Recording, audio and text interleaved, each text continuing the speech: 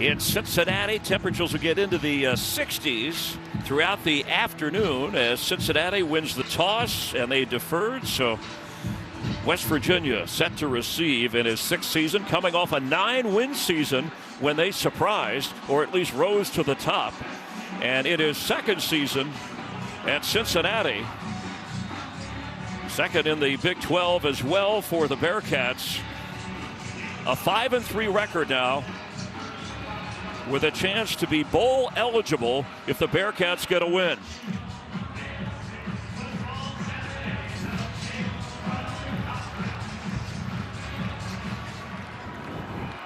Preston Fox back to receive it. Thanks for being with us. Week 11 in college football, and cutting in front of him and moving up to about the 25-yard line. That one wasn't planned. I think Fox thought he was going to block for him. That's Traylon Davis, though. Big tight end. Yeah, who certainly is capable from the tight end position, primarily a blocker for the Mountaineers. And you talked about the impressive situation that Markle was thrown into, redshirt sophomore from Chandler, Arizona. Garrett Green, by the way, that upper body injury that happened at Kansas State. They hope that he'll be able to go. It was close for this week, but they hope next week he's ready. Well, it really was an impressive performance by Nico Marchiol because he had struggled in replacing Garrett Green the week before against Kansas State, but very efficient down in the desert for that win.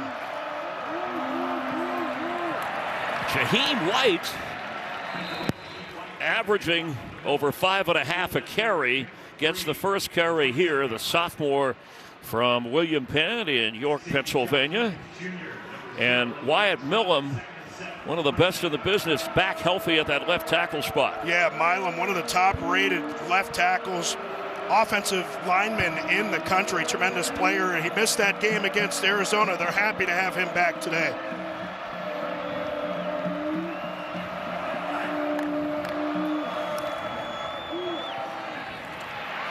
And White all the way up to the 43-yard line. Picks up the first down. Back-to-back carries for White. Look at Milam pulling from that left tackle spot. But a nice job of White just negotiating his way through traffic.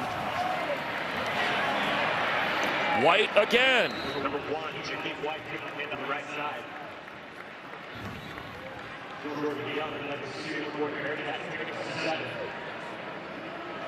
Boy, and Cincinnati's just got to find some answers in that front. I know that they like to go with that 3-man front because of what that allows them to do on the back end of the defense, but you just can't let West Virginia run the ball like this, and then you get hit with the play action.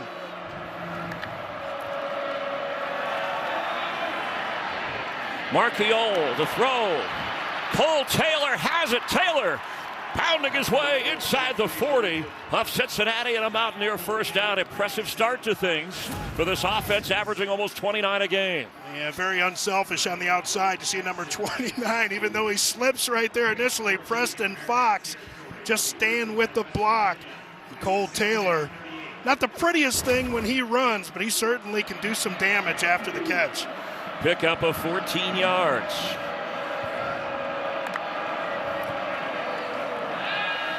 Marchiol hesitates.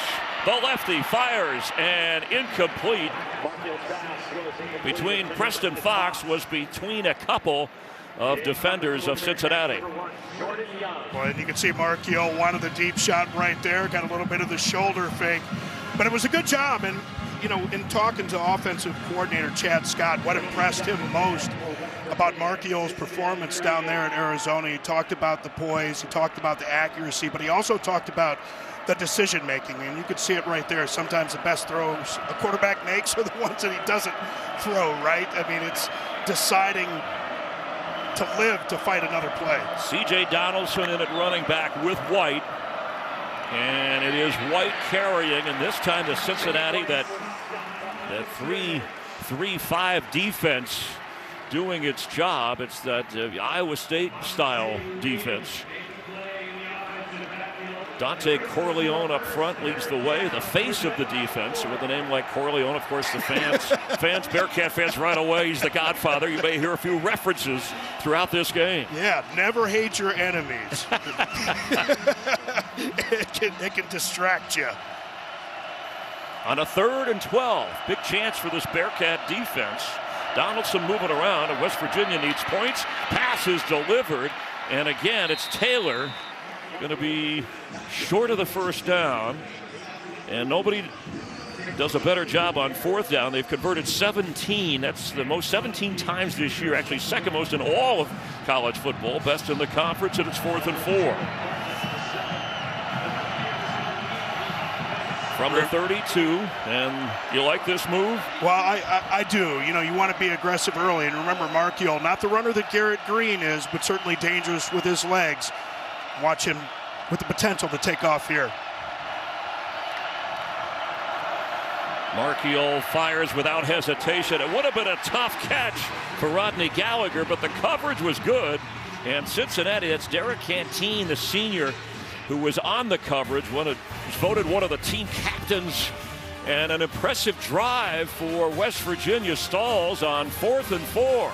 Bearcats take over on offense.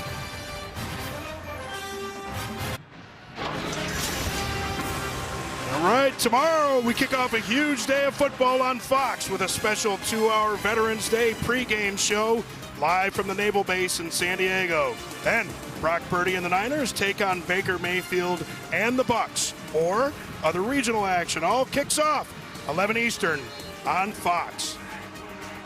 Well, that drive took 9 plays, 44 yards from their own 32, but a big defensive stand by Cincinnati, and they take over at their own 32-yard line. Brandon Sorsby, the quarterback, and set to throw right away. He can run it as well. Can't find anybody, and plays it safe. Yeah, and of course, had the change. Defensive coordinator Jeff Kuhn's going to be the new defensive coordinator. Jordan Leslie was fired during the bye week, and that was more about what they were giving up from big plays and on 3rd and long. Nice job covering there on 1st down. And Corey Kiner, who you spoke of a moment ago in the open, is shoved backwards by this West Virginia defense that made a change during the bye week. Jeff Kuhns from inside linebacker takes over as defensive coordinator as Jordan Leslie was let go, but keeping with the same theme of their defense, just trying to be a little less obvious, maybe, if I'm paraphrasing and reading right. They want to disguise things, make it confusing for the offense, and on 3rd and 10, an opportunity to do that.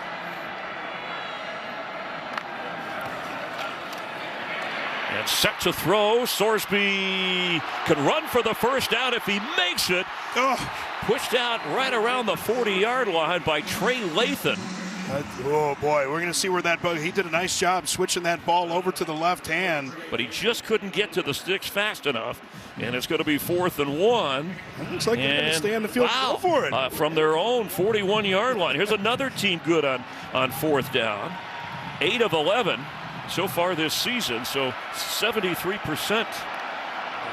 Maybe just try and draw them off there. And it looks like somebody jumped. We're not sure which side, but the finger pointing. That's what happens when there's a mistake up here. You and I start pointing at each other. Yeah, we get the people at home can't see their finger pointing, but we do it up here. And offside. TJ defense entering the zone and causing a reaction. Yeah, and that was 5-yard penalty results in a first down. Well, that was nice job by the left tackle John Williams, and it's going to be TJ Jackson on the right side of that line. You see him jump, and then John Williams does a nice job reacting there, because if you're within a man and a half, you get that movement. Even if you jump back onto the defensive side, it's going to count against you. Can't blame Jackson, a guy who leads the team in sacks with 4.5, but costly because it automatically gives them the first down. And Kevin Boydman is our referee today.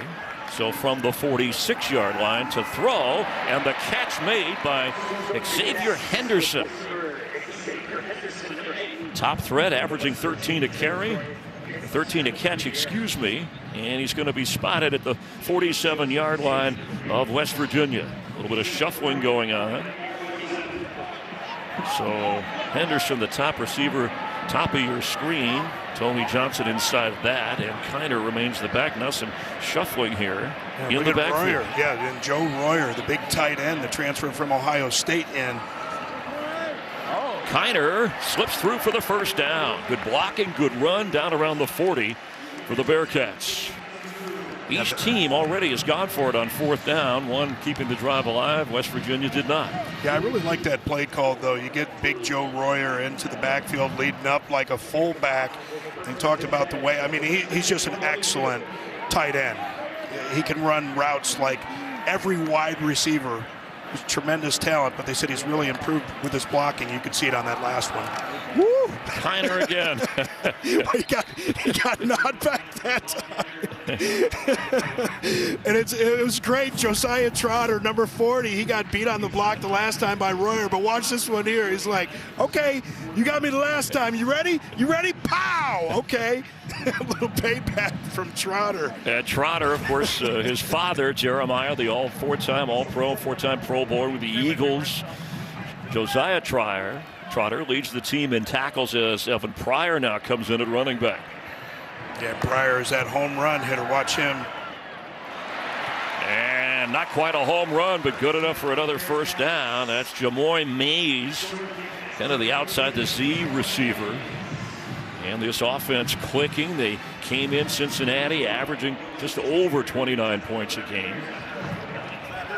Yeah, both of these offense really balanced. I mean, you talk about West Virginia almost exactly balanced coming into the season, 1,618 yards passing and 1,630 rushing. But this Cincinnati attack give you a lot of different looks. And Joe Royer, number 11, the tight end in the backfield to help block. As Pryor carries, he came in averaging over 9 a game. They talk about getting him the ball in space, whether it's on tosses, runs, or flipping it to him. Yeah, no question about it. And Scott Satterfield, he calls plays, but Brad Glenn, he's part of that offensive coordinator group. He's the official offensive coordinator. He talked about the collaborative effort. He talked about Evan Pryor. We know what kind of home run hitter he is. 64-yard touchdown in his first carry of the season against Towson. But he said we got to change it up and have him with some of the inside runs. Did a nice job with it there. And another toss and another completion down to the 16-yard line. We'll check that spot. That's Tony Johnson, transfer from FAU. And it is good enough for the first down. Boy, a time-consuming, crisp drive. No, I mean, this is a tremendous drive. And, you talk about West Virginia making the change of defensive coordinator. I remember Jordan Leslie, who was a defensive coordinator that was fired on their bye week. But he talked about even going into the Arizona game. When they play zone coverage, they're given way too much space then, and they're still doing that. It's just a technique thing. Guys have to recognize a little bit sooner. This is Corey Kiner. And he gets to around the 12-yard line. Kiner came in, he ranked 12th on the all-time UC career rushing list, over 2,100 yards. He could advance as many as 3 spots today if he puts the yardage in to pass guys like Reggie Harrison and Al McKinney, even Mike Boone. Some of the numbers this season. Yeah, it was so much fun talking to him. Some of the things he does. Well, he came in and said hi to you because you were Mr. Football from Ohio. Well, Twice. but yeah, long time ago. But he's a guy. He loves playing Call of Duty, but he's really he's developed a lot of aspects of his game, especially his speed. Pass for the end zone. Almost a one-handed grab by Henderson. The coverage good, and the throw had to be long, or it might have been taken away on 3rd and 6 now. Garnett Hollis has coverage here for West Virginia, and Brendan Sorsby just a little bit too far outside with that throw. That was one of those 50-50 balls that Hollis, at least, hasn't been going his way lately, but he was on it that time. And now it is 3rd down at 6. Already in field goal range, but as the head coach told us, he's not really into field goals and kickers. Coach Satterfield was obvious about that. Watch Sorsby's legs as well. And he's going to take off and run. Great call there, Robert. You were ready. West Virginia was not. And it's going to be 1st and goal on the Brendan Sorsby run. Well, he's got 6 rushing touchdowns on the season. You spread people out with your formation and give Sorsby, you can see that this is a called run right here. And he's physical, man. He runs like a running back, and that's one where you're the offensive coordinator. You cringe a little bit. You're like, hey, we love that physicality, but understand we don't want you to get knocked out of the game. And, boy, the transfer from Indiana, the coaching staff here right away said, we want this guy as our quarterback. He was one of the first guys they went out hard. They didn't want to let him out of the building, so to speak, as we have an injured player, KK Tarnu, in the secondary. And looks like he's going to be all right. It is 1st and goal after that 10-yard run on 3rd down and 6. But boy, from Indiana here is like a whole different quarterback. Salisbury has adjusted well, starting all 8 games coming into it. Now this is his 9th of the year. He's 3rd in the Big 12 in completion percentage. Extra lineman in.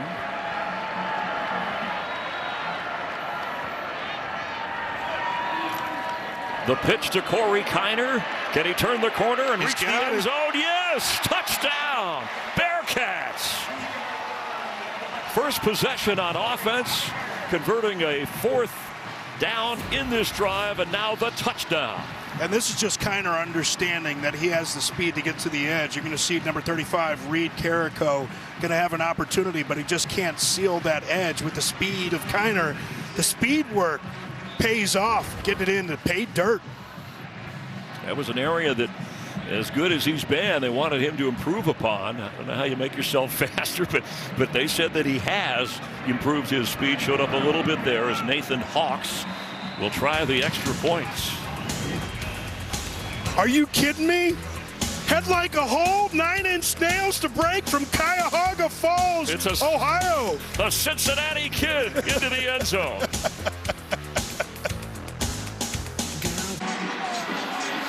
Here in Cincinnati, what an opening drive for the Bearcat offense after the defense forced Virginia on a 4th down to turn it over, covering 68 yards and over 6 minutes. And the big news is they got the touchdown. Yeah, and that Sorsby run, remember that Sorsby run, just to get it to 4th and 1.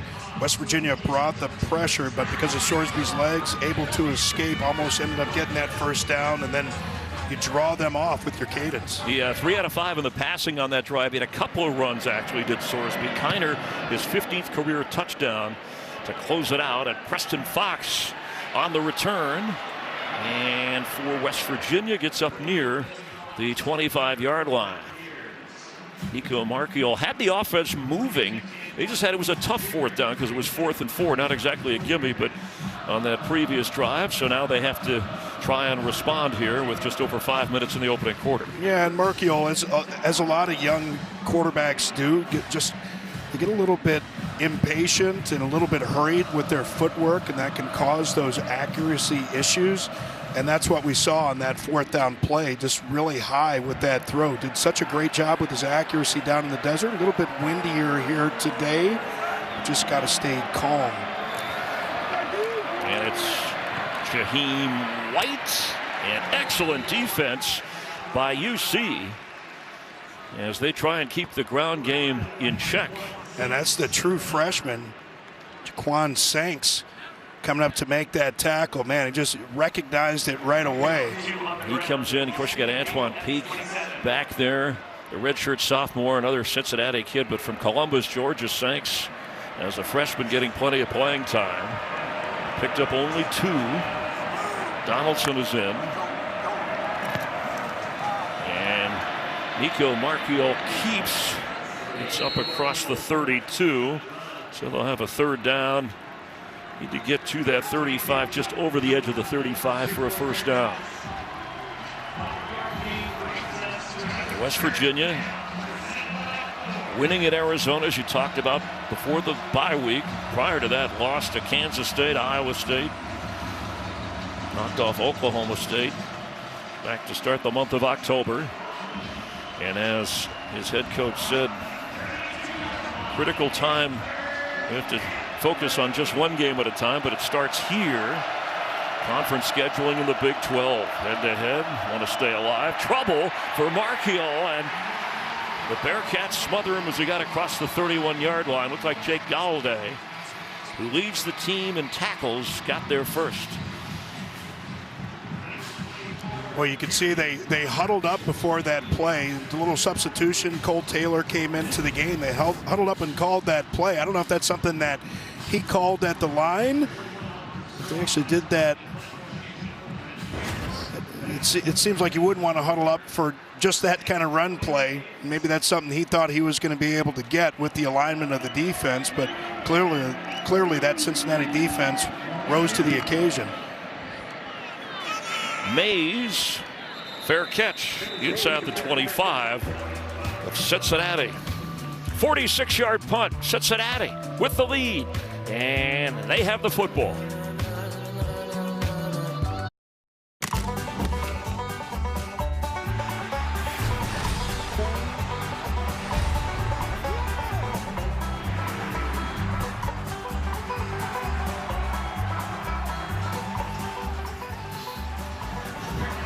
Bluegrass of 5 from Cincinnati to Morgantown, the 300 miles that separate the schools.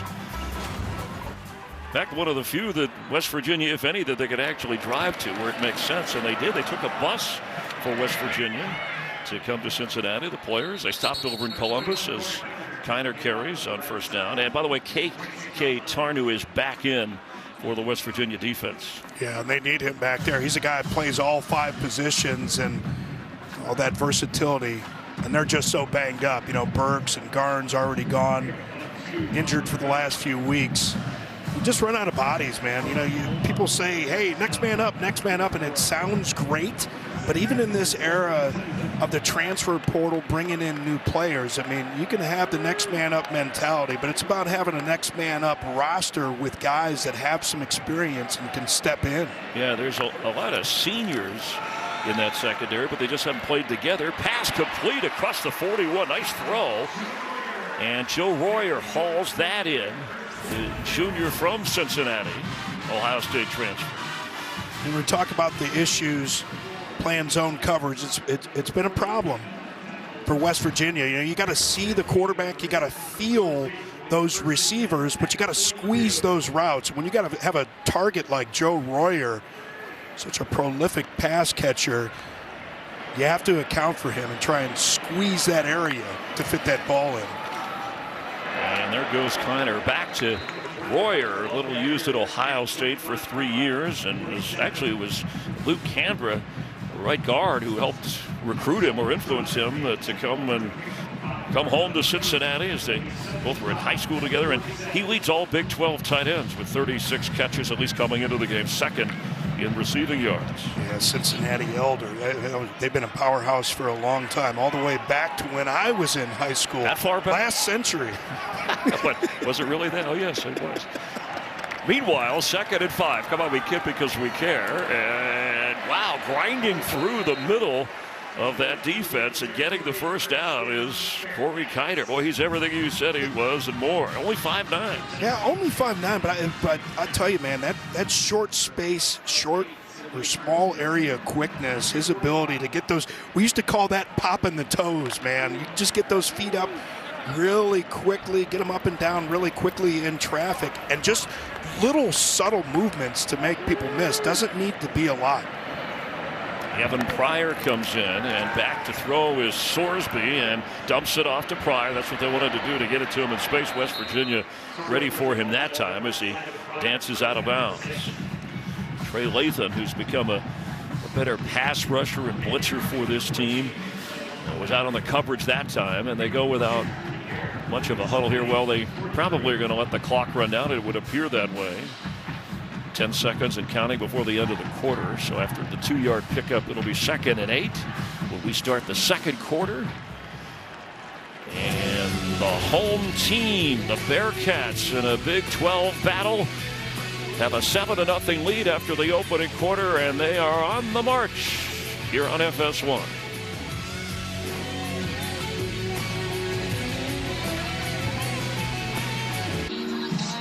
Celebrating the 100-year anniversary of the dedication of Nippert Stadium for the Bearcats. And James Gamble Nippert, a member of the Gamble family from Procter & Gamble, playing as a Bearcat, died from an infection after a spike wound. This was back in 1923. And so the family worked after his passing to put the stadium together, and in his honor, Nippert Stadium is what it is known as.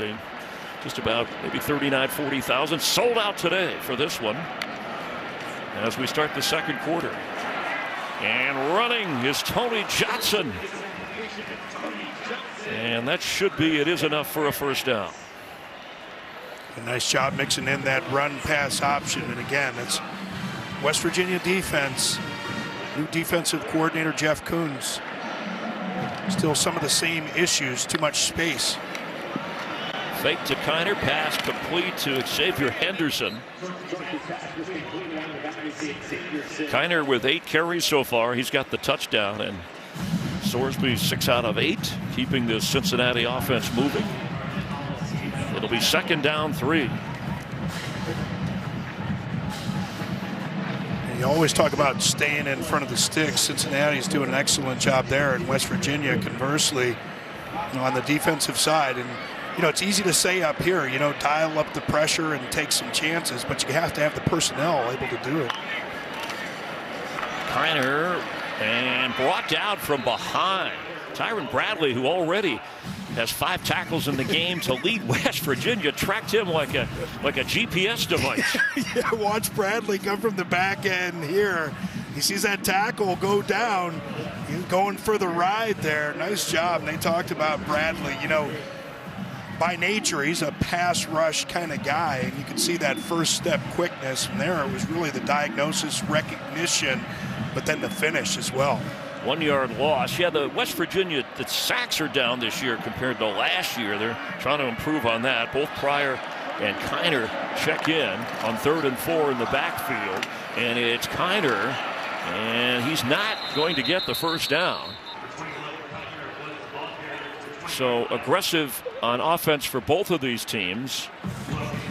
And again, they're going for it without hesitation here.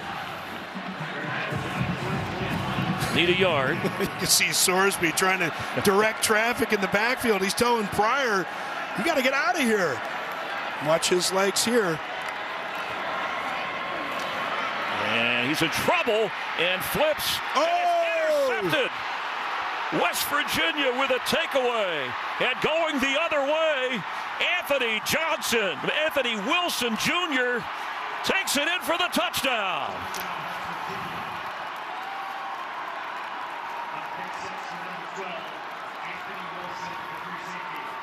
What a play for the Mountaineers, and it's KK Tarnew that's going to apply the pressure. And if you're Brendan Sorsby, don't make a bad play worse. Don't make a bad play a disaster. He just flicks this thing trying to get rid of it. It's 4th down. I understand you want to try and get rid of the ball, but you can't do it in a situation like that. What an excellent job. And Anthony Wilson had the big stop on 3rd down to make it 4th and 1, and then gets the gift interception, takes it back. The 5-year senior who's been one of the more consistent players on that defense. Anthony Wilson takes it 79 yards. And with the extra point,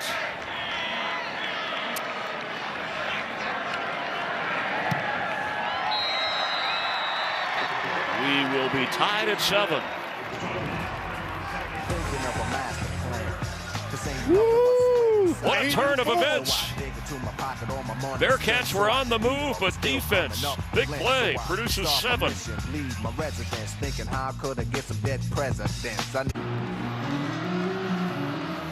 Anthony Wilson has to be gassed, running 79 yards. The transfer from Georgia Southern. I love that Miners helmet. And we can see the pressure here. KK Tarnew going to line up on the outside. Remember, Jeff Coons in as a defensive coordinator after Jordan Leslie was fired.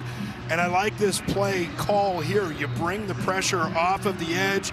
You force Brendan Sorsby out of the pocket, but he's just got to know you can't just flick that football. But Anthony Wilson says, hey, I'll take that one. Easy pick 6 right there. Well, it's interesting that Anthony Wilson was there and took off, but Tarnew never went for the fake. Just as you said, watch the legs of the quarterback. He was doing that the entire way, and the 5th interception of the season thrown by Sorsby, and this will be a touchback as the kick goes through the end zone. Yeah, and that's situational football understanding, and Jeff Coons was bringing that pressure off of the edge for that exact situation. So that's a great play call. And they talked about what kind of changes could you expect Scott Satterfield and Brad Glenn, the offensive coordinator, just how different is the defense going to look. You don't want to change a whole lot. You don't want to confuse guys. You want them playing fast. But little subtle moves like that, getting guys in position to make a play, Jeff Coons, as defensive coordinator, has already paid off. And Kiner get up around the 30-yard line. They passed up what would have been maybe a 37-yard field goal, and that's their nature because they only needed a yard on fourth down, which was a little bit surprising that they had Sorsby dropping back on that play with as well as they've been running the ball. But they converted on fourth down on their touchdown drive. So both of these teams offensively showing that they're going for it when it's within reach. See the ground game so far. Kiner bounces off one of his linemen. And it's going to be a third down. Sonny Redwood coming in for West Virginia to make the tackle. Yeah, true freshman Nate Gabriel there to apply that initial pressure. And when you look at this West Virginia defense, all the new players over there, all the new faces, a lot of true freshmen contributing on that side of the ball, some of it because of injury, but a guy like Nate Gabriel, just with his play in practice, wanted to see more snaps out of him. Sorsby looking around. He's in trouble here. Ball foul. It's loose. Did he get it back? Looks like West Virginia got on it. He was carrying it loosely as if he tried to want to throw it. And I think Hammond Russell. Yeah, Reed Carrico knocked the ball out. We'll see who came up with it, but West Virginia has the football. Back-to-back mistakes. And it was K.K. Tarnu who recovered the fumble. Yeah, and he was the one that applied that pressure on that fourth down play. Oh, yep, you're absolutely right. It's Reed Carrico that got the hand on that thing. And you just have to be careful when you take off like that. And that's 2 plays in a row. Brendan Sorsby wishes he could have those back, but you don't get them back, right? Like that's the quarterback position. It's not just how good you are at your best. It's how, when you get at your worst, just how bad are those mistakes. One was a pick six. One's a fumble that leaves the Mountaineers with great field position. Taking over inside the 40 of Cincinnati. Sorsby had not, as well as he's played all year, the last couple of games, it just wasn't as sharp as he had been, and West Virginia's defense giving him a hard time here. So 2 takeaways for the Mountaineers.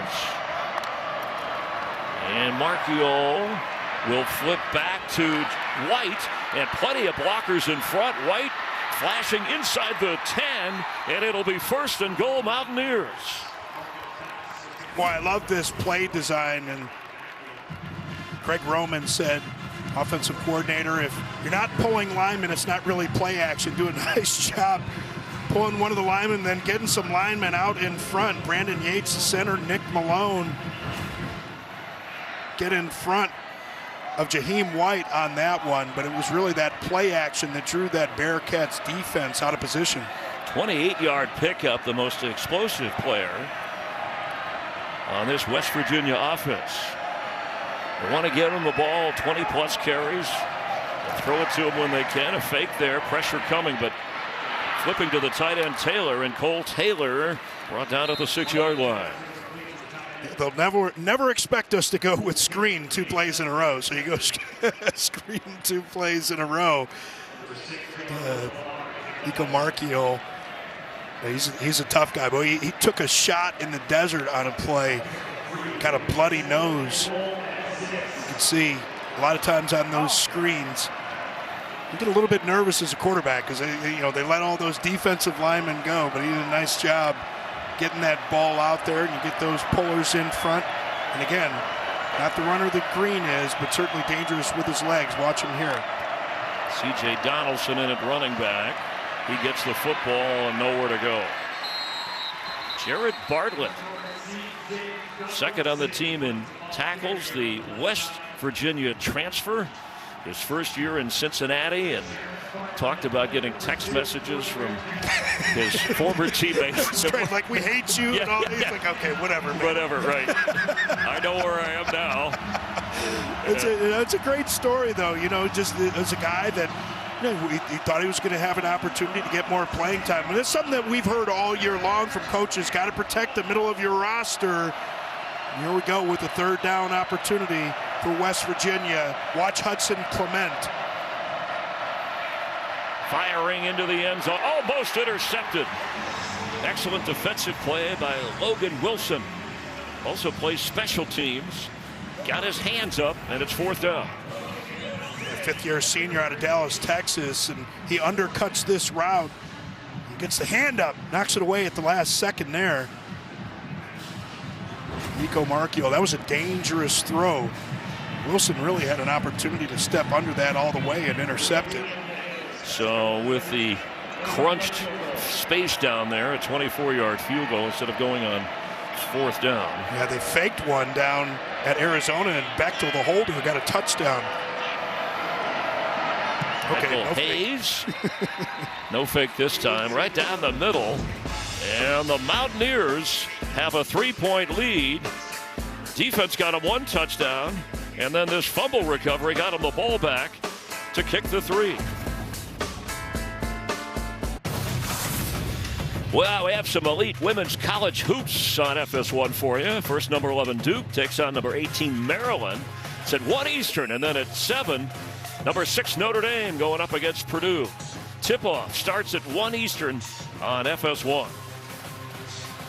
With Robert Smith, Chris Myers here at Nippert Stadium in Cincinnati, Ohio, and West Virginia trailing at 1 point. 7-0, but big defensive plays. They've turned the tide and have the 3-point lead kicking off. Look at that wonderful handlebar mustache. That's a true Mountaineer right there. And there's a lot of Mountaineer fans, obviously, the proximity. Yeah, and the history from the Big East, and now the Big 12.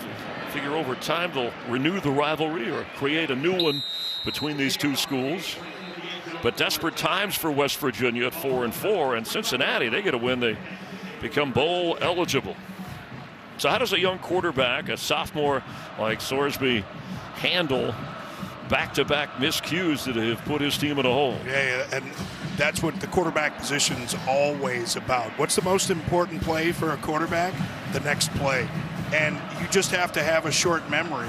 Now, obviously, you want to protect the ball better and understand the mistakes that you made previously, but you can't let that carry over into the next plays, and you still have to mix in some aggression and take some chances every now and then. And he's coming out firing and incomplete. That was for Henderson. 3 different Mountaineers back there. Let's give the West Virginia defense credit. I like to call them takeaways, however you want to. Whether it's a fumble, interception, I know there are miscues on the part of the offense, but the defense was there to take it away. So how about go back to Sorsby, a sophomore, and how about a veteran, well, I say veteran, a 5-year senior like Kiner, who they talk about his leadership. He's more vocal. He was on the leadership council helping out his quarterback. I'm just looking for some experience back there to maybe settle his quarterback. So they give it to Kiner, and not much. Stop short of the 29-yard line. So you got a third and long situation here. And this is the reason that Neil Brown made the change. One of the reasons that they made the change, defensive coordinator, bringing in Jeff Coons. They'd really been struggling in 3rd and long. Here an opportunity. It looks like they're going to play some man. And Joe Warrior, the tight end, flexed out in the middle of those 3 receivers on the right-hand side. Matchup nightmare. Blitz is coming. Picked up. Sorsby's throw, and we may see a flag, and we will. It was for Xavier Henderson. That flag came out right away. It looked like his progress to the ball. Garnett Hollis Jr. may have been impeded at first glance. And we talk about Brendan Sorsby and some of the issues that he's had early in this ball game. Looks like he locked in a little bit early there. There's no foul on the play for pass interference. It's 4th down. Cincinnati fans not going to be happy with that one. And they may just say, we haven't seen it, but it looks like, sometimes you get a little bit of pushing and shoving from both sides. And I know you want to go to Henderson on that one, but pretty good coverage by Hollis. He got the hands there, but I think the question is, did he significantly impede? Did he actually interfere? Was the receiver somehow stopped from moving? And although the hands were there, it didn't really look like he did much to move him. So the flag is picked up, and it's 4th down. Mason Fletcher back to boot it away. We've got Australian punters for both teams. And it is Preston Fox, no fair catch.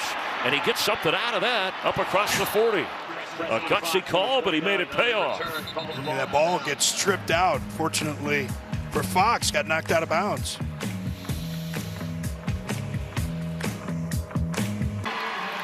We've been talking about the Bearcats have Mr.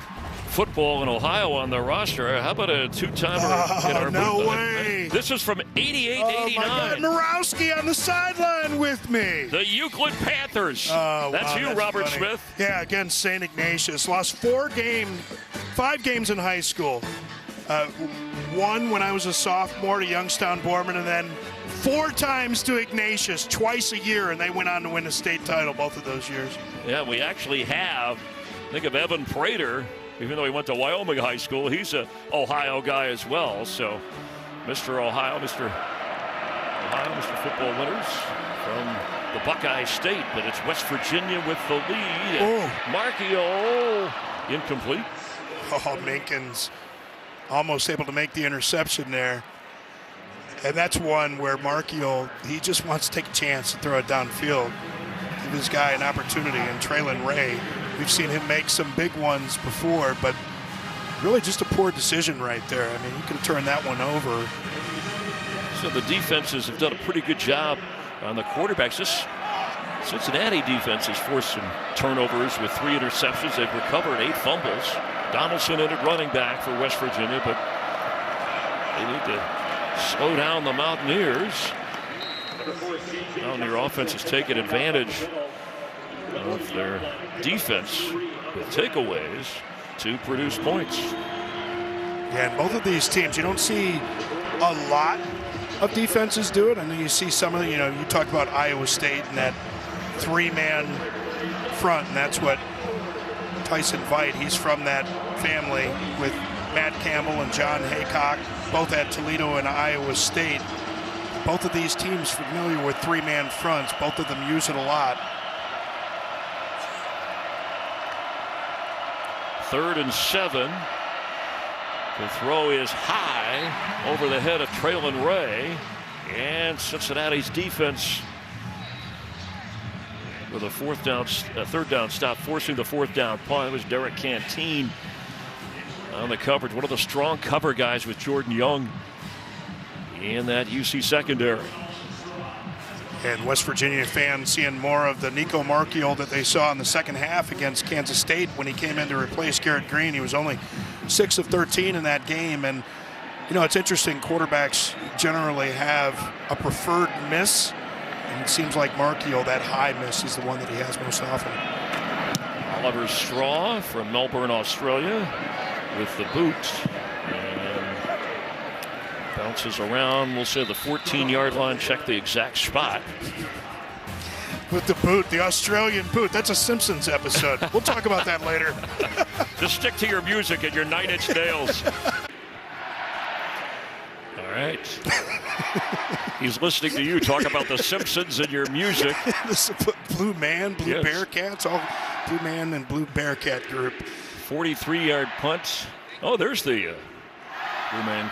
All right, so Neil Brown was saying that, look, he still thinks a 2-loss team in the Big 12 Conference can play in that conference championship game, which is why this game is so pivotal. You see the way the standings are. BYU, the only undefeated overall and in conference. Yeah, it's been wild. It's been wild in the Big 12. It's been wild around the country, right? I mean, with the transfer portal and NIL, just everything about college football now, things are just wide open. Teams just look so different year to year, but they're certainly still in it.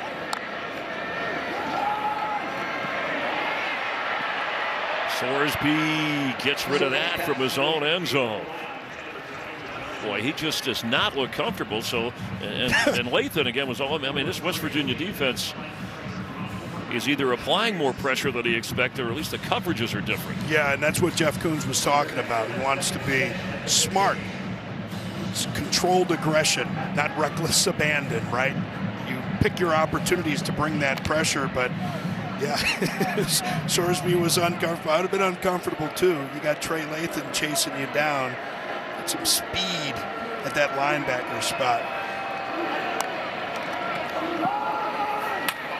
And the running game that was clicking on the first drive as Anthony Wilson makes the play is not happening here. By the way, last time West Virginia returned an interception for a touchdown. It was a couple of years ago, 2022 against Kansas State. That's what Wilson did. And the first points for West Virginia.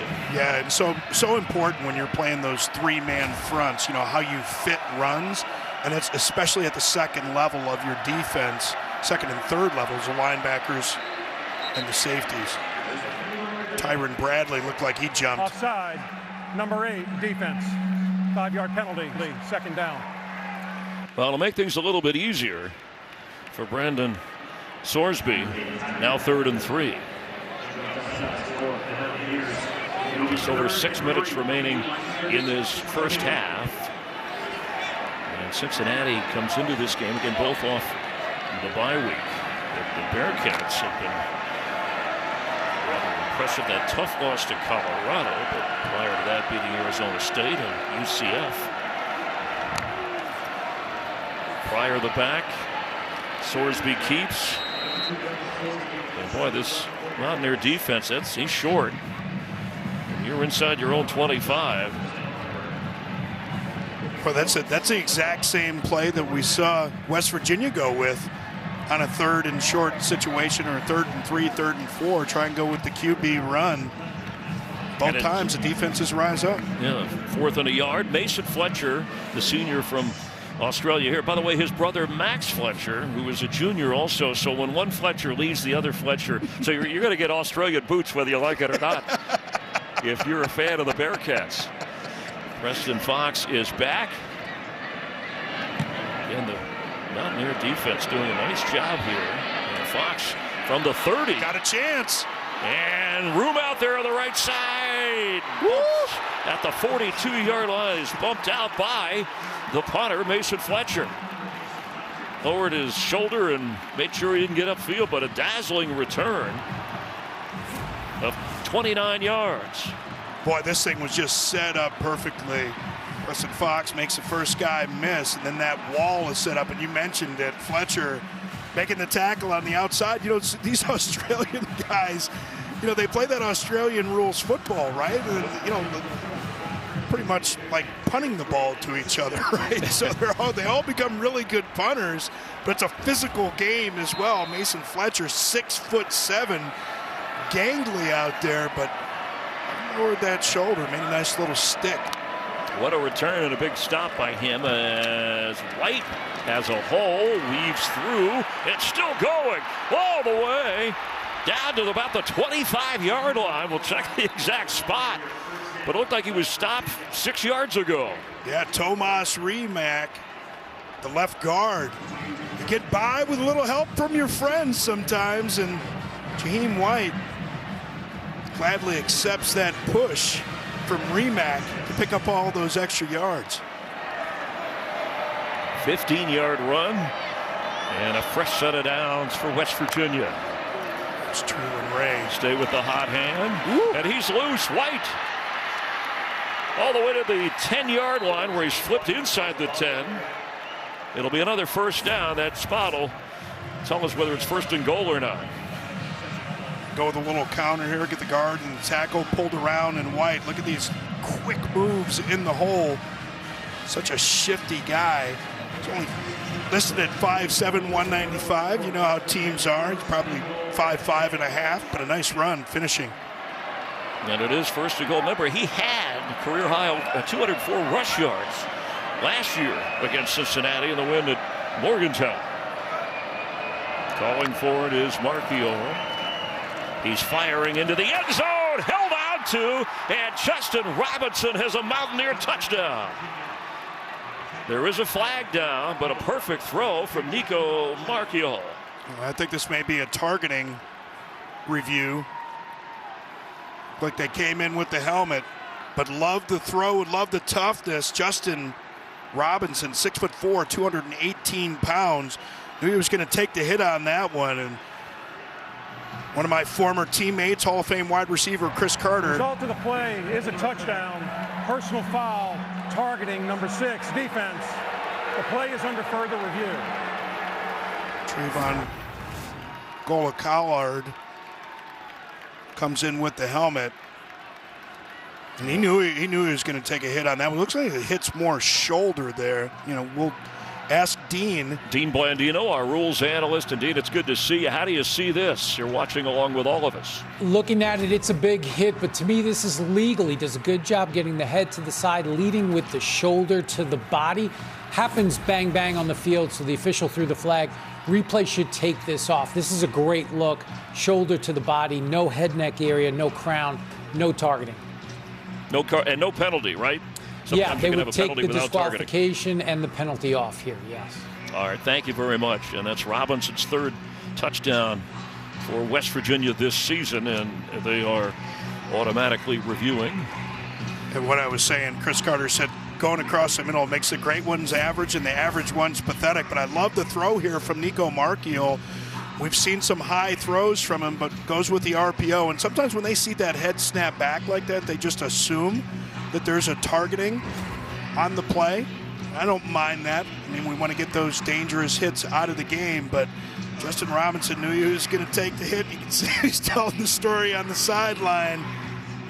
Took his best shot, got right back up. Saw Garrett Green, who again they hope can be good to go next week, talking with Marchiol, the quarterback who had the starting job before that upper body. And so they're referencing upper body injury, but Marchiol is trying to keep them in that Big 12 conference race with 2 losses in the conference and trying to get above 500 for the year.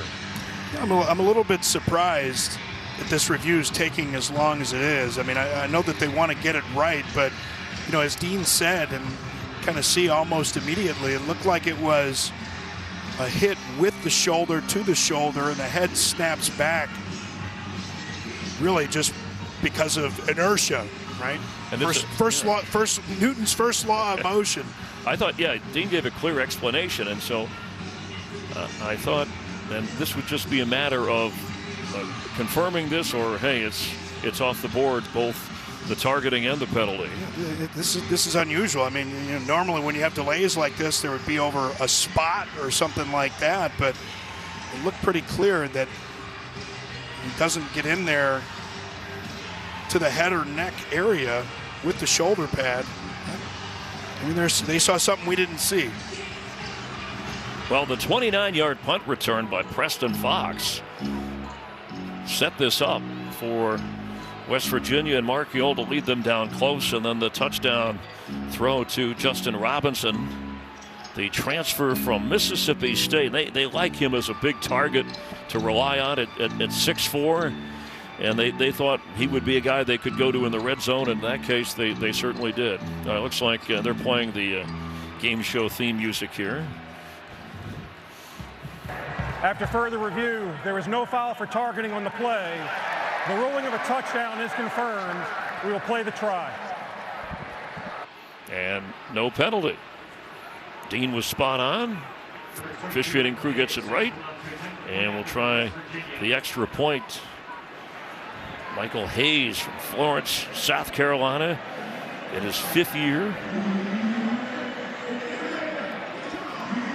has already hit 1 field goal and 1 extra point today.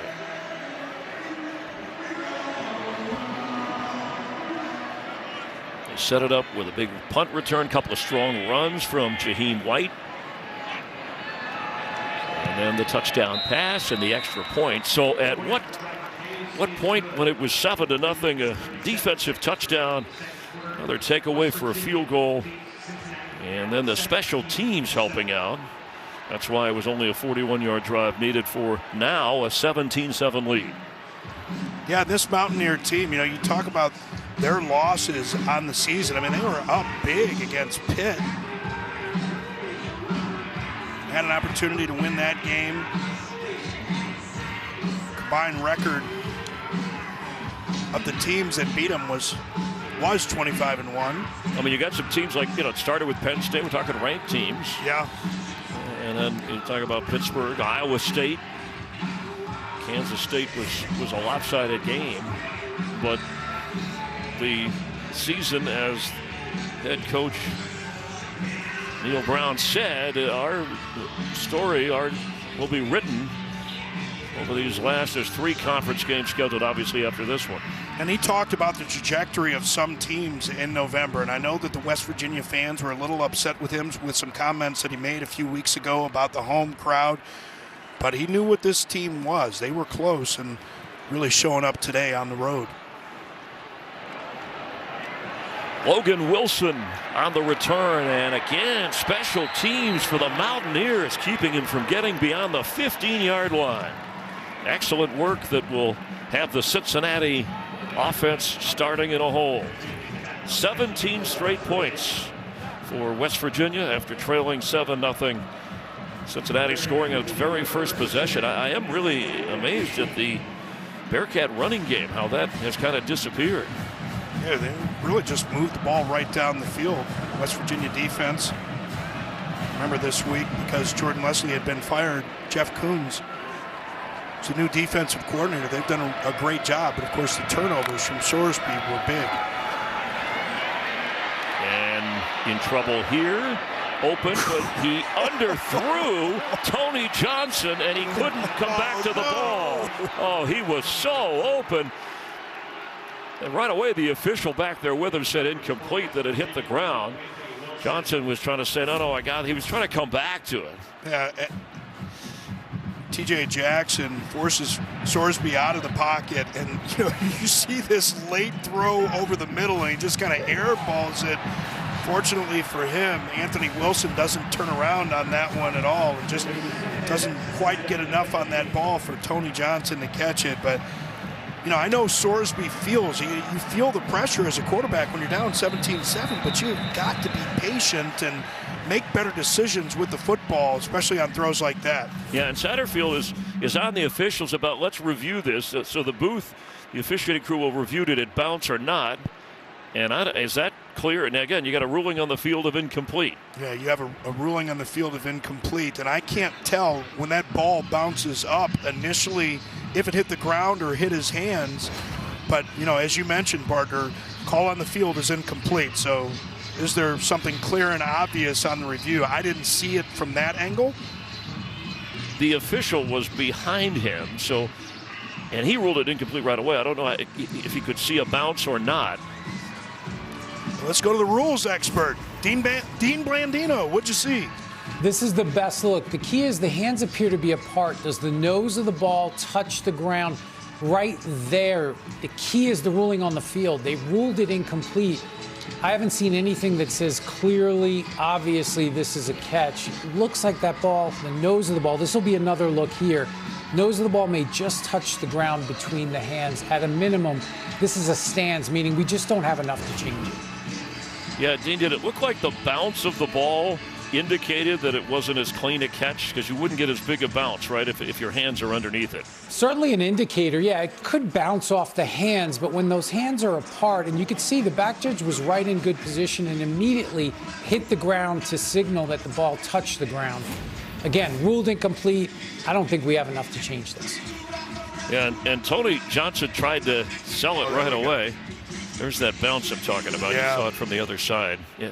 Yeah, but as Dean said, After further review, the ruling on the field stands. Second down. All right, the fans here let you know. Thank you very much, Dan. Dean Blandino, as the fans here were unhappy with that. They picked up a flag from earlier that went against the home team. And Coach Satterfield a little frustrated over there. But a great effort from Tony Johnson, and just a little further downfield from Sorsby, and maybe they'd have had a big play. You see the smile there. He's like, hey, man, I did my job to sell it. They got cameras up in this piece? Well, as Dean said and you said, the ruling on the field right away set the tone. 2nd and 10. Sorsby will fake and throw, and he can't get much, but he's not down yet. Sean Martin had a great week of practice. They kept it going. I heard the whistle, so he's fighting for every yard on the ground. We'll see where they spot it. Looks like a 3rd and 5 with just over 3 to go before the half. But you're right, Sorsby had Sean Martin, Tyron Bradley draped on him. Still able to get a few yards out of that one, but a huge opportunity here. And in the NIL era, quite literally, this is where quarterbacks earn their money. These third down situations down 17-7. Earn their money. And the pass is complete to Kiner. Flips. Oh, my goodness. Leaping into the air. Not enough for the first down when he came down. Well, you lose all your power when you go in the air. And I know what we saw from Saquon Barkley with the backwards jump. Yeah, that was fantastic. See Look at this. Kiner go up and watch KK Tarnu right there to time that thing perfectly, because as soon as Kiner gets on the ground, he really can't collect himself to lower his shoulders, so Tarnu's able to keep him from getting first down. Now, KK Tarnu is having an all-world game. Makes a big play here, but the defense turned the tide for West Virginia. 2-minute timeout. Mountaineers up 17-7.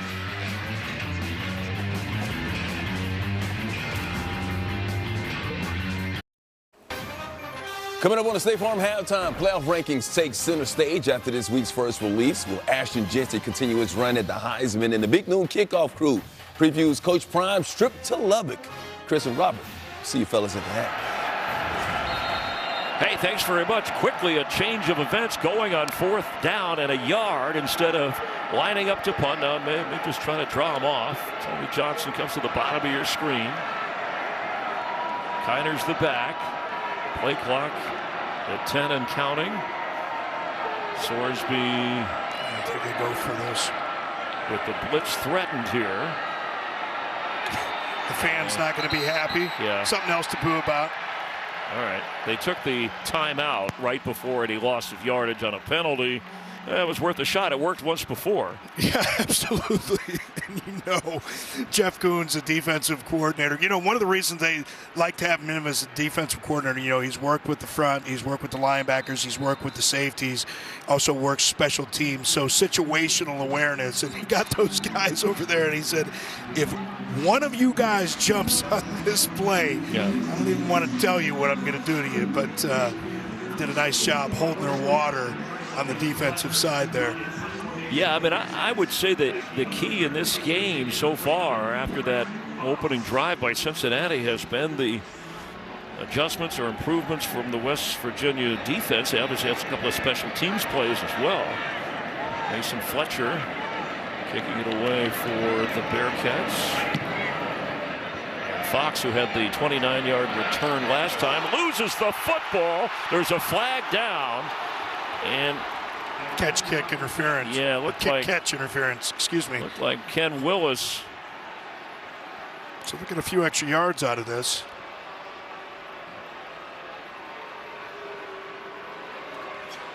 Looked like Willis got in the way of things.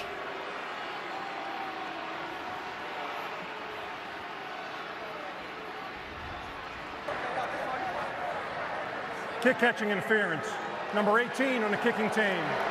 15-yard penalty from the spot of the foul. First down.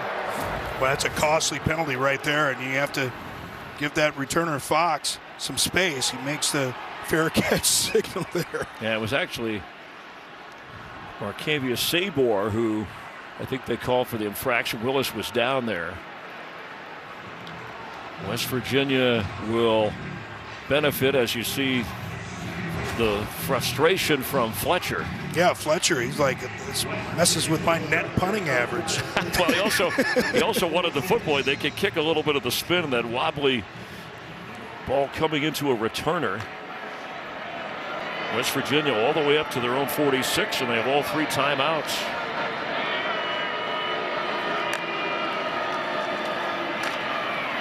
Gallagher, and the Bearcats ready. Jake Alday got there first.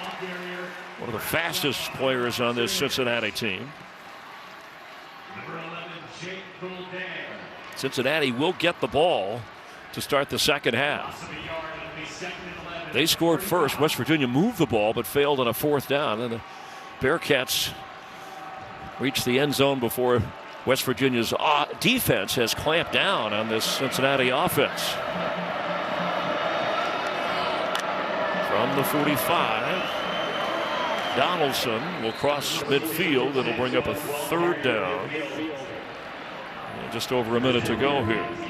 Cincinnati has 2 timeouts. Yeah, Donaldson, that bigger back, started off as a tight end. He's got that power. Jaheim White, only 195. Donaldson, almost 240. We haven't seen anything out of Hudson Clement today. He's great beating man-to-man coverage.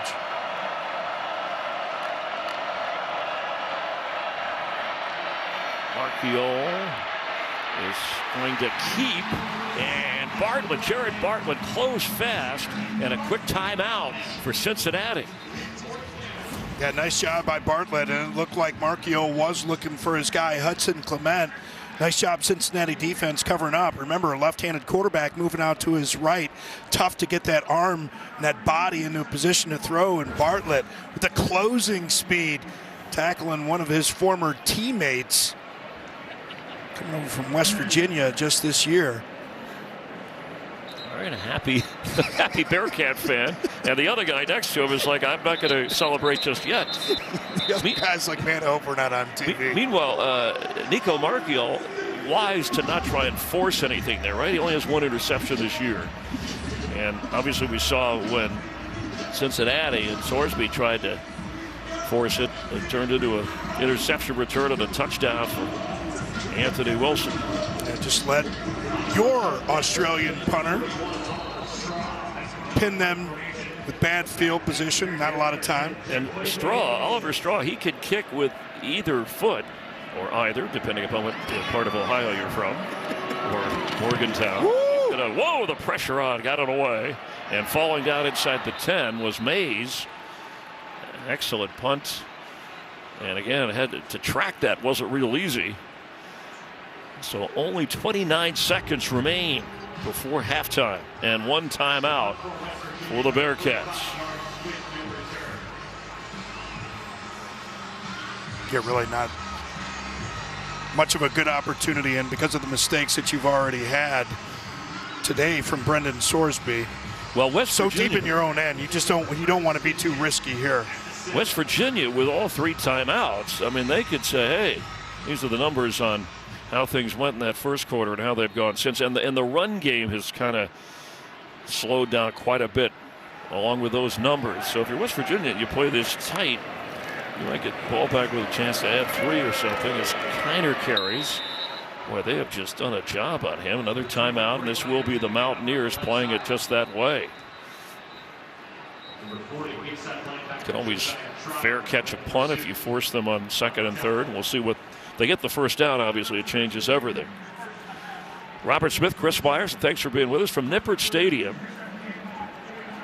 Coach Satterfield has had a couple of tough calls that have not gone his way, but his quarterback, who had played so well in this balanced offense, has had problems against this West Virginia defense today, and their new defensive coordinator, Jeff Coons, who was on the staff, has been on the staff as the inside linebacker coach promoted. There's Neil Brown.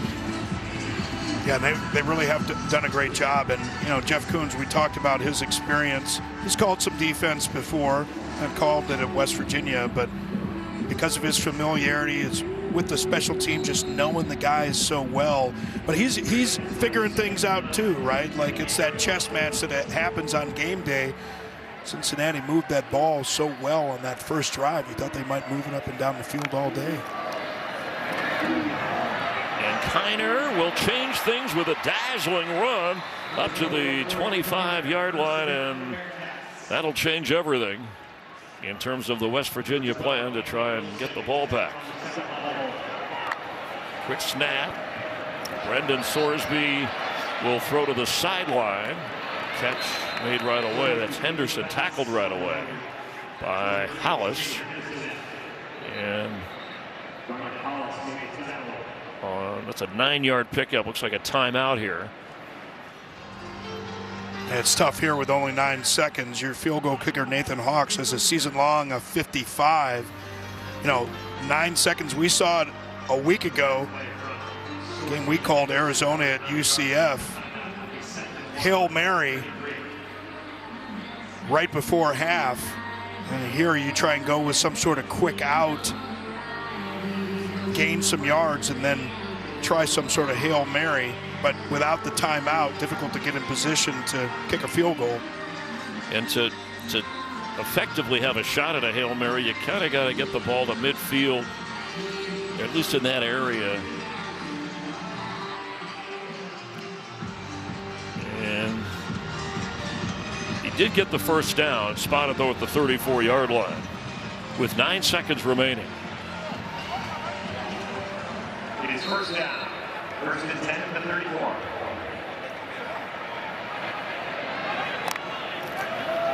Sorsby from the pocket, and that'll only gain a couple as Pryor goes out of bounds.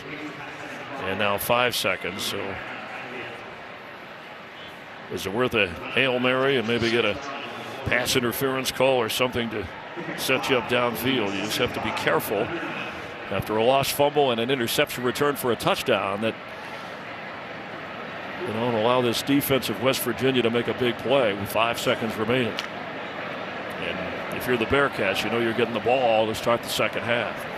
Yeah, this is one where you try the hook and lateral, maybe underneath, or you just hand it off and wave the white flag. And well played.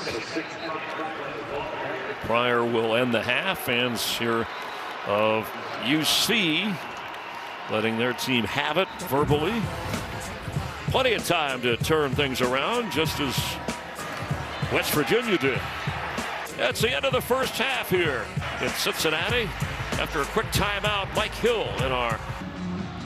With the ability to understand that take chances when you need to sometimes, but don't take unnecessary chances. And unfortunately in that first half, Brendan Sorsby trying to throw that ball on 4th down ended up causing the pick 6 and just got a little bit loose with his ball security running the football, and the ball got knocked out for the fumble.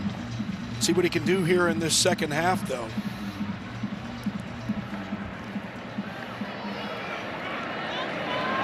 The crowd has been quiet from the Bearcat side of things as Logan Wilson will return. West Virginia fans here have been cheering quite a bit. Again, special teams have played a role, still shoving him back. He never got to the 20-yard line. It's a field position after that opening drive when Cincinnati scored the touchdown. They have stalled. You know, there's 5 senior offensive linemen, yet some talent up front that should be able to pave the way for the ground game, but whatever West Virginia has done on defense, they have slowed that for the Bearcats. Spotted right at the 20-yard line. Joe Royer, keep an eye on him in this second half. Kiner with a strong run up across the 35-yard line, and that's what the Bearcat offense needs to get going. Takes the pressure off Sorsby. Watch the center, number 53, Gavin Gerhardt, right after the snap. He gets up to that second level, and he's able to get on Josiah Trotter. All kinds of room for Corey Kiner. Oh, you love seeing those, man. You're running back, you go 5 yards, 6 yards before you get touched. That's a good run. 16-yard run. Sorsby with a quick toss and caught at the 40. Royer shoved back. An efficient blocker, but maybe the best hands on the team. He's on pace, too, to break the school record of Travis Kelce. Something to keep an eye on through his career. Redshirt junior making that grab. Yeah, the Kelce brothers, big names here. Of course, they played their high school football up at Cleveland Heights when I played in high school. Cleveland Heights really known for announcer Eric Collins more than anything else. Corey Kiner gets smothered, but he keeps going. I guess Bradley was the one who got there first, but you got to love the fight. We saw that in the first half. Whoever the ball carrier is, they're just not going down, sometimes even after the whistle. And it takes a few players to bring them down. Trotter. You see Trotter yapping it up to the Cincinnati sideline as well. Well, here's the opportunity for Sorsby. We talk about quarterbacks so much. 3rd down, red zone, end of half, end of game. This is where they earn that money. Yeah, after a loss of 1, their own 39-yard line.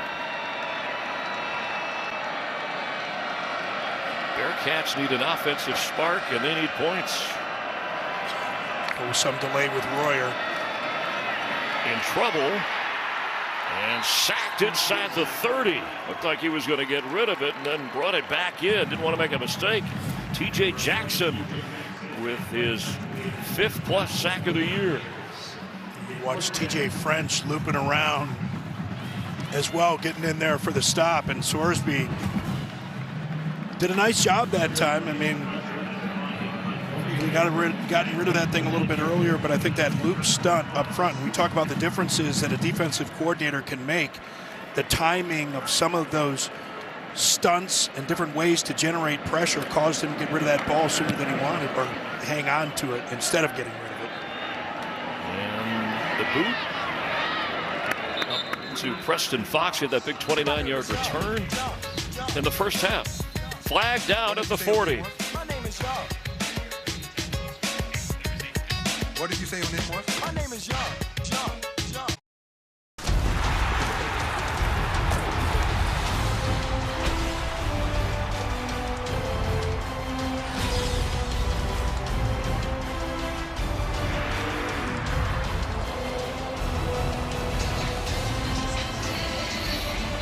The rivalry through the years, some familiar faces. First played in 1921. West Virginia won that, and they've dominated the series, including last year at Morgantown, a 42-21 win. That was their only meeting as members of the Big 8 Conference. Big East earlier from 2005 through 2011. See more of each other in the 16-team Big 12 here in Cincinnati. Bearcat fans hoping for some defense after that 44-yard punt. There was a 15-yard penalty for a face mask that advances the ball as White works his way down to about the 47-48-yard line of Cincinnati. With the hallmark of a Neil Brown team, that ability to run the football, and Jaheim White just find a little bit of space on the backside there. Expect to see a heavy dose of the run, not taking too many chances with this kind of lead in the second half, especially when that run game's so effective. And now you got both of the backs, C.J. Donaldson and Jaheim White, in the backfield. And White cannot squeeze through, stopped at the 46. It'll be a 3rd down play. This is exactly what the Cincinnati defense needs. At least want to make West Virginia work a little bit for this 3rd down. You know, we have Preston Fox in there, man-to-man on the outside to the right. Nico Marchiol. Oh. Wyatt Milam. Left tackle, looks like he moved a little bit early. False start. Number 74 offense. 5-yard penalty. Still 3rd down. On the Outland watch list, and the officials were watching him there. Yeah, they talk about he's one of the highest rated tackles in the country coming into the game. 198 snaps on the year. Hadn't given up a single hit, sack, or pressure. Talented player. Got to stay in there. And high school offers out of high school, more than 20, including Alabama, Georgia, LSU, Ohio State, FSU. But he's here with West Virginia, and the throw on 3rd down, a deep toss. Oh, what a catch! Leaping around the 15 was Traylon Ray. And a perfect throw. Jordan Young on the coverage, but Ray hauls it in. Yeah, and you see Ray on the outside, and this is interesting. This is like a pass that he dropped, only sticking one hand out against Arizona a couple weeks ago. I'm sure West Virginia fans remember that one, but just like on that play, Nico Marchiol could not have placed that ball any better. He walked out there and handed it to him, and I think Traylon Ray learned his lesson in that game. Sweet throw, pick up a 37 yards at the 14-yard line. Here's another toss to Cole Taylor. And Taylor is eventually brought down. Let's check in for a game break. All right, fellas, Canes 4th in the initial CFP ranking, trying to stay unbeaten, but Georgia Tech playing tough. Haynes King finds Malik Rutherford for the 5-yard touchdown. That put Tech on top 14-10, and that's where it stands as they just started the third quarter, Chris and Robert. All right, hey, thanks, Mike Hill. That's our all-star game break, keeping us up to date. And now a 2nd and 3.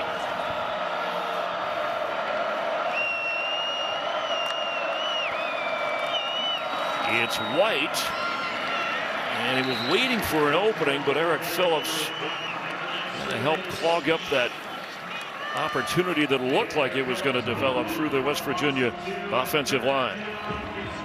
Yeah, he's from the same high school, Coleraine, right here in Cincinnati, is Corleone. We haven't called Dante Corleone's name much. Leader, the face of the defense, the middle of that Bearcat defense. Well, you know, whatever you do whatever you want, Chris, but don't go against the family. That's right. You'll hear a few Corleone Godfather references. It's nothing personal. It's just business. And keeping is Marchiol, and he's into the end zone for a Mountaineer touchdown. Nico Marchiol, what a drive. Yeah, watch the center, Brandon Yates, and the right guard, Jaquay Hubbard, the blocks that they get on this.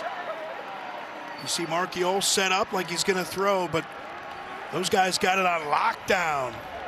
And Tomas Rimac also able to get up and get on somebody. Boy, you get looks like that in the red zone.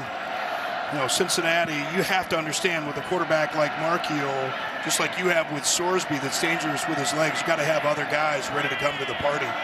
Other than center Brandon Yates, it's a senior offensive line, senior laden, and they paved the way. He had the big throw downfield and then the touchdown run. How about this, John Denver, baby? I know we're waiting for Machine Gun Kelly's version. Avalon, West Virginia.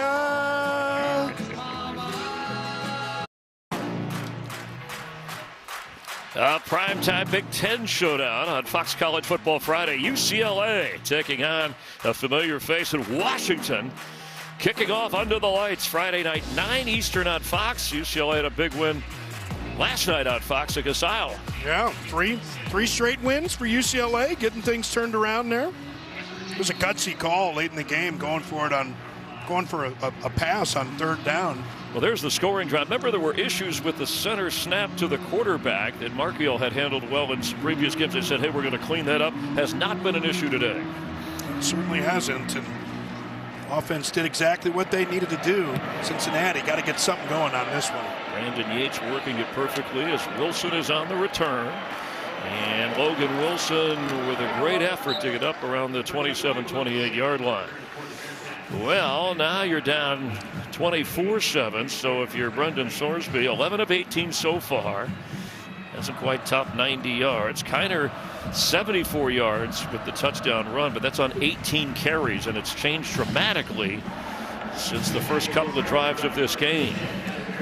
At what point, I don't know what hurry up or what you've got planned, but you can't give the ball back to West Virginia the way things are looking here if you're Cincinnati.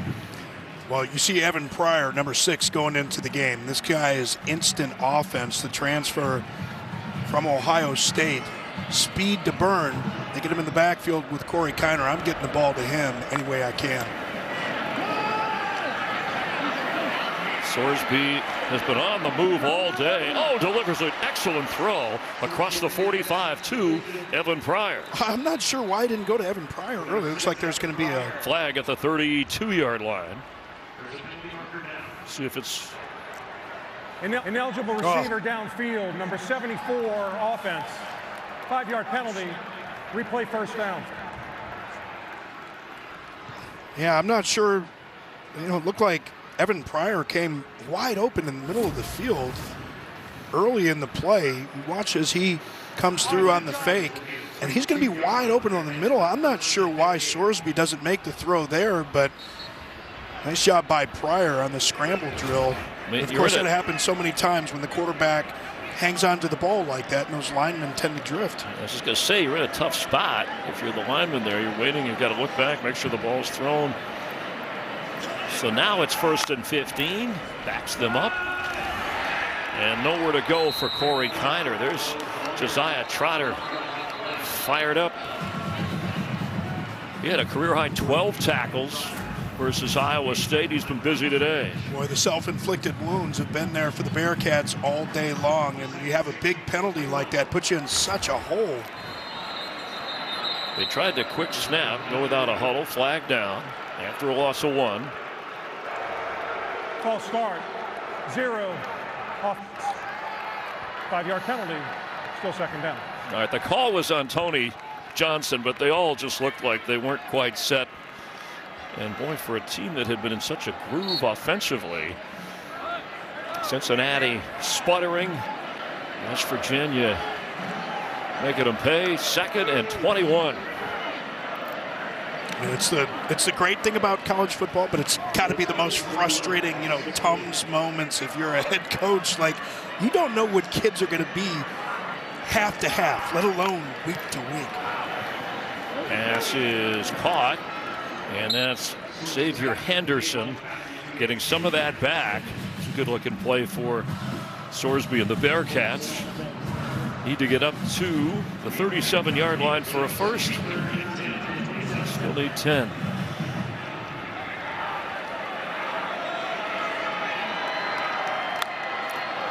Just a 3-man rush. He's got time. On the move again. Sorsby. Nothing happening. Excellent defense from the Mountaineers.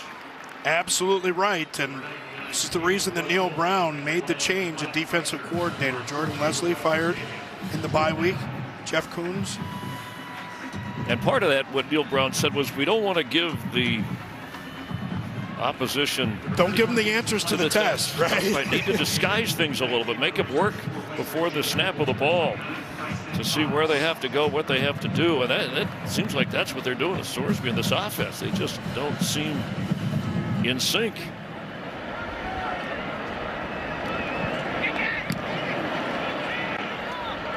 Season high equaled in punts for Cincinnati as this rolls inside all the way down to the 20. We'll check that spot, maybe down at the 17. West Virginia, it's no laughing matter what that defense has done today, and now they're on offense.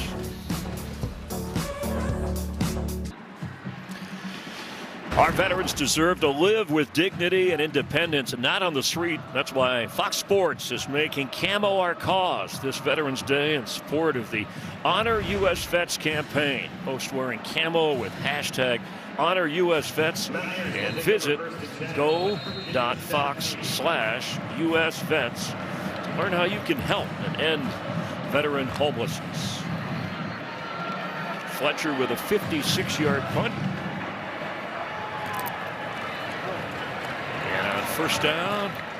They keep it on the ground. We mentioned that this defense of Cincinnati, they need a big play from somebody. Dante Corleone, who is pre-season all Big 12 outland and is not in the game at the moment, which is interesting. Well, you remember the Pitt game was his first game of the season, and they discovered the blood clots in his lungs over the summer, and they said, anybody that's played the game, you can't condition live reps in any other way but getting live reps. So not sure if that's the reason why. Just a little bit tired, but love to see him back out there. Yeah, it was a protein deficiency, genetic, that they caught it, helped and corrected. Marchiol will go down around the 21-yard line, and Jared Bartlett, the former Mountaineer, making the play. Well, the defense is doing their job. They're doing everything that they need to do. Yep. I shouldn't sell it early, though. It is third down. Of course, West Virginia can convert here, but Cincinnati defense getting the Mountaineers into a third and long situation. At least give your offense an opportunity potentially here to have good field position, start cutting into that deficit.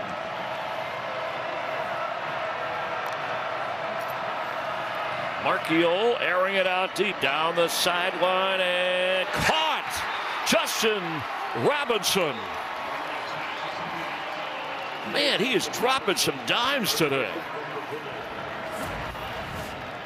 What a throw. And Armani Arnold, pretty good position here, but that is just perfect placement. As they say, there's no defense against a perfectly thrown ball. And Justin Robinson gets enough clearance, but man, Markiel just drops that perfectly on the outside. Really no chance for Arnold at all to make a play on it. A 50-yard completion. His season long is 54, but he's had a couple of big gainers down that sideline. White will be brought down around the 26-yard line. I don't know that if Cincinnati was as prepared for some of the deep balls from Nika Markiel on this offense, but Robinson both has had some big-time catches. Yeah, and if you're West Virginia, you're a West Virginia fan, and you're watching those throws from Nico Markiel. I know that Garrett Green, they said that he was probably healthy enough to play in this one, but when he's healthy again, do you make it? Do you make the switch back to Garrett Green? I'm not. I'm keeping Nico Markiel the way that he's played, both against Arizona a couple weeks ago before the bye and today. And Markiel has settled in. And he's set to throw again. Some room to hold on to that football and head out of bounds inside the 25 of the Bearcats. And all of that is really a part of the maturation process for a quarterback too, because he had an opportunity to drive that ball probably into some places that a little bit risky, but rather than attempting one of those throws, he hangs on to it and just uses his legs, live to fight another play. And that's what the offensive coordinator, Chad Scott, told us. We're so impressed by the way that he went on the road against Arizona. His decision-making, so important for a quarterback. So look at Garrett Green, who's looking on. Does he look nervous? Not yet. He was helping out Markiel earlier. Maybe not so much after this as he flips one for the end zone. And wow, that bounce for an interception. Logan Wilson hauls that in, and there's a takeaway for the Bearcats. Did he get that left foot in? Because if he does, this is just absolutely incredible. Looks like there's a flag. It might be... Oh, wow, we're going to see what this flag is. Yeah, it's at the 16-yard line, but that ball, it fluttered around. It was tough to track into that corner of the end zone, but not for him to come up with the pick. Let's see if it stands.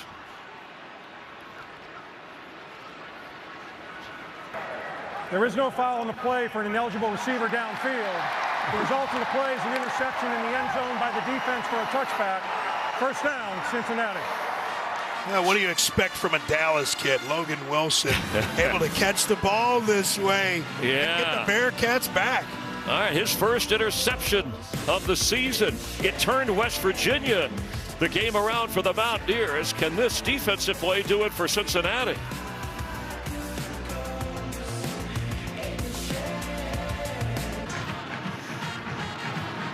And Logan Wilson, the interception on the pass for Gallagher was never deflected. It just kind of fluttered out of Markiel's hands, but he did a job of bringing in that right arm. I love this. This is just absolute textbook. Rodney Gallagher, the receiver, and this is what you call the peak zone for Logan Wilson because he's in perfect position there, able to get his eyes back and get that hand out to make the interception. Evan Pryor wide open. Down the sideline he goes on the flip from Sorsby. It's a touchdown for Cincinnati.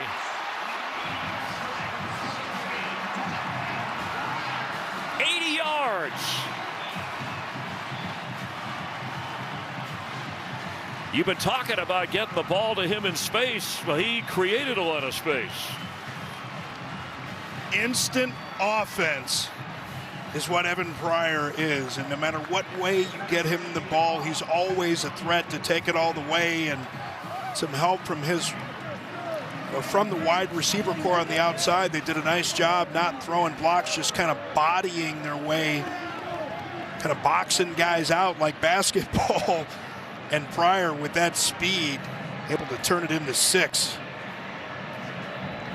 Extra point will make it a 10-point game. West Virginia, the defense has been so good. And the extra point is good. What a swing, right? That's a 14-point swing with the interception and then they get it down the field in one play. It's they what get a happened. Touchdown, right? It's what happened in the first half with, here's another look at when West Virginia turned it on a defensive play, and that one play, 80 yards of a score. Here's Sorsby, and there's Pryor all alone. Yeah, you go with the play action fake like that, and nobody's sticking with them, but some nice blocks along the sideline there. I think that might be Tony Johnson. If I have the right readers on. He kind of got in the way of a couple of Mountaineers to just allow Pryor to fly. Boy, I just love to see that, though. A big play by Logan Wilson with the interception. Let me mention that that's his 4th career interception, but it's Logan Wilson's first as a member of the Cincinnati Bearcats. Well, and it's so crazy, right, with what happens in college football. And, we've heard coordinators talk about that. These guys may be experienced, but they may not be experienced together. But what a huge swing and a way for Cincinnati to stay in this game. West Virginia about to go in with what could seem like a knockout punch with a touchdown, potential touchdown to Rodney Gallagher, but Logan Wilson intercepts it, and Evan Pryor turns it into 6. Preston Fox on the kickoff return. And knocked down around the 22. Big 12 football with big plays. The 80-yarder there. We have the 79-yard interception return for the touchdown. When West Virginia made the big defensive play, Anthony Wilson turned that part of the game around for the Mountaineers, and that's what Cincinnati is hoping can happen here, but still trailing by 10, and Marchiol tries to settle his offense down now. Garrett Green's fans and family are like, you're ready to give the job to Nico Marchiol. As soon as you started that, I think we jinxed him a little bit. Talked about how announcer jinx, right? Great he was playing. But we didn't jinx Logan Wilson. That was an outstanding interception, and then he's still out there guiding the defense. We got Dante Corleone in there with his big old size 18 shoes. I hope those aren't cement. And it's Jaheim White. It's good to have Corleone back out there. Yeah, they talked about how the medical staff, when you mentioned that blood clot and then spotting it, it was in the offseason, but they quickly worked and got him the right test. And so often that happens with these athletes where the medical staff spots something and helps that otherwise might go unnoticed until it's too late. There's Dante Corleone. And I'll tell you, both of these schools, I know. And let's see. What are you, a shoe guy? How do you know about this? It was because he made Bruce Feldman's freak list. Oh, well, I don't think it was just because of the shoe size. Okay. Well, that's good. It's his 10-yard shuttle speed and all those things. Okay, good. Our director, Brian Peterman, all over the shoes and the feet. And that's Cole Taylor, and good tackling there.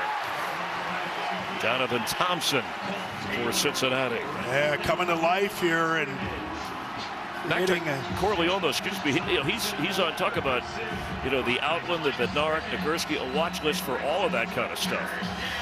And how about we asked Tyson Veit about him. What's the first word he said? Vibrant, which is not what you're normally going to hear for a guy 6'2", 320 pounds, but a big opportunity here on 3rd down to get off the field for the defense. Mountaineers need 8 to cool this crowd.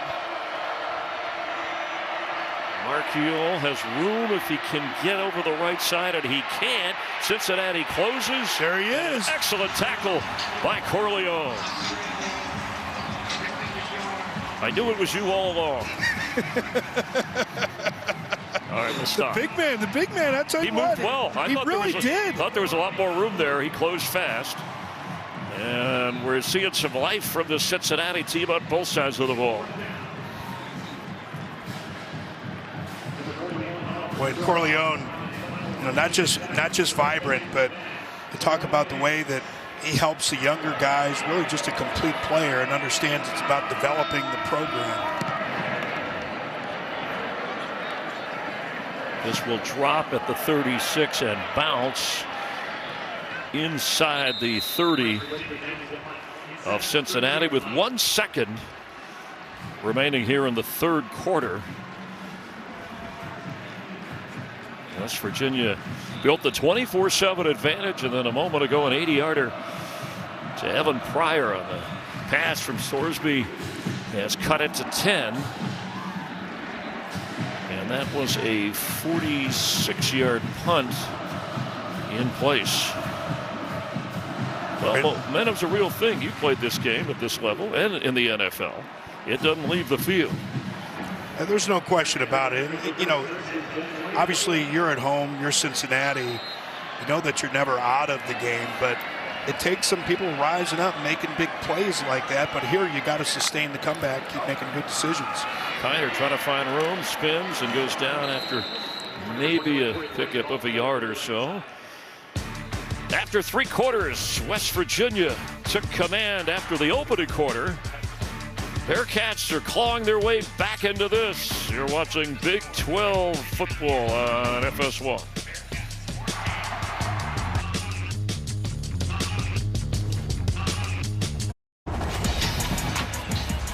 It's been a big play day in this Big 12 matchup, and here's the turning point second half. What an interception by Logan Wilson. And then Evan Pryor takes the flip. It takes off 80 yards. He's got 4 career touchdowns of 50 yards or more, and this gets them to within 10. A tremendous performance there from Pryor and the Cincinnati team with Wilson. 14-point swing there. Sorsby will guide his way up to the 34 and need to get to the 39 for. Woo! You got business in the front. You got to fight for your right to have party in the back. It's appropriate too. You know, they call that the Kentucky waterfall with the Cincinnati airport. Actually, right there, yeah. Kentucky. In college football, the fans that it brings out, they are as entertaining as the games themselves, and they have a good time no matter what. Kiner the back on a big 3rd down 5 for Cincinnati. The toss is caught, but let's see, that's Henderson. I mean, he was tackled right away by Fagan. And it's good enough for the first down. Big first catch. down. Watch the break that Fagan gets on this, and Jeff Coons loves Montez Fagan because he's a special teams guru. Comes up, but not in time.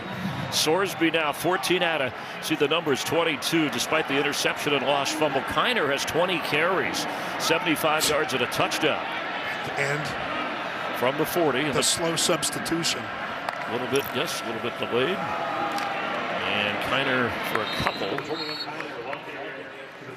Trotters all over the place today. Him and Bradley for this West Virginia defense. And in the first half, it was KK Tarnu. Stepped in, stepped up.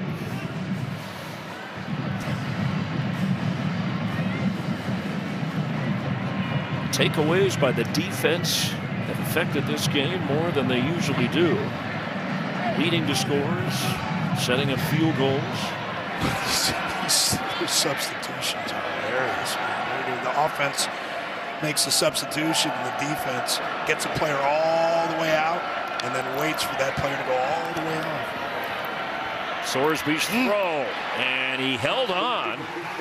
Xavier Henderson came in with 43 catches. Hollis there to tackle him right away. Boy, and I love the poise in the pocket here from Brendan Sorsby. You can see him scanning the field, going through his progression. He throws an absolute dart to Xavier Henderson. Garnett Hollis, again, good coverage, but can't get in front of that throw. 6 catches for Henderson. And he's up at the top of your screen. Kiner, excuse me, top of your screen, comes back behind Sorsby. And they fake to him. The pitch coming around. And shoved back. That's Pryor. West Virginia ready for that. Yeah, they certainly were. You try and go with a lot of eye candy here. Motion causes emotion, as they say. Try and go with the misdirection, but you see Reed Carrico, who had the forced fumble earlier in the game, knocked that ball away from Brendan Sorsby, able to make that stop. Pryor with 6 touches today. That's the touchdown over 100 yards total. 2nd down 9 from the 46. This is important to even get in field goal range if you're Cincinnati, just to try to cut into that lead as Corey Kiner puts a spin move on, but Bradley wouldn't let him go. Good, nice job. That West Virginia defense falling back And that's one of those plays that Kiner, you have to learn. You really have to press much further on the front side is what they call it. You try and stay front side as long as you can, get those defenders to flow all the way, and they think you're going to stay that side, and then you cut it back. Cut it back too soon, and they're right there waiting. 3rd and 5. Both teams have been quick to go on 4th down when they cross midfield. Watch the tight end Warrior here. Favorite target. Woo! Sorsby is loose, diving inside the 25, and he picks up the first down. Didn't hesitate that time. That looked like a designed run all the way. Yeah, it certainly did. And Trey Lathan, number 4, the linebacker from West Virginia, is going to have an opportunity, but sticks that foot in the ground, cuts it back, able to get the first. Look at the receivers, 3 bunch top of the screen. They go without a huddle. Another one. And Sorsby straight ahead will get down around the 20-yard line. So running him a little bit more. He seems a lot more comfortable here after that prior catch and carry of 80 yards. And a flag down, the throw high for Royer, and another flag in the end zone. Looked like West Virginia called timeout. Let's check this. Fans don't like it, but they got the timeout in before the players were caught. Yep, and that's what they did. 10-10 with the timeout on the field. Robert, you were talking about late substitutions. This was a case where Cincinnati didn't substitute, and West Virginia got caught, and Neil Brown quickly runs down to call timeout. Yeah, a good job there. You can see him hopping around on the sideline. You're right, Cincinnati didn't substitute, so you don't have all day to substitute. Cincinnati could snap the ball. You get caught with too many guys on the field, but Neil Brown wisely sees that they need to call the timeout there. And they got it in, much to the chagrin of the Cincinnati fans. They did get the timeout in. Fans hoping for a big play for Cincinnati. 10th play of the drive. Evan Pryor is in on a 2nd down 6. And Sorsby is trying to avoid the rush. And he's going to keep it and get the first down going out of bounds. Making sure he held on to the football that time, not forcing anything. Yeah, it was a nice job by Sorsby. And we talked about the mistakes he made earlier in the game with the pick 6 and the fumble, but here doesn't try to force the ball downfield, and he understands that he's going to have an opportunity to get to the sticks. And T.J. Jackson goes diving to try and make the tackle. Maybe injured. He's still, yeah, I was going to say he's still laid out on the sideline. And hope that Jackson, he is okay as they are checking on him. He is still, even though it's out of bounds on that sideline, laying on his back. But it was a first down run, or run for a first down by Sorsby. There's Jackson, who again has a sack today. Came in leading the team in sacks with 4.5.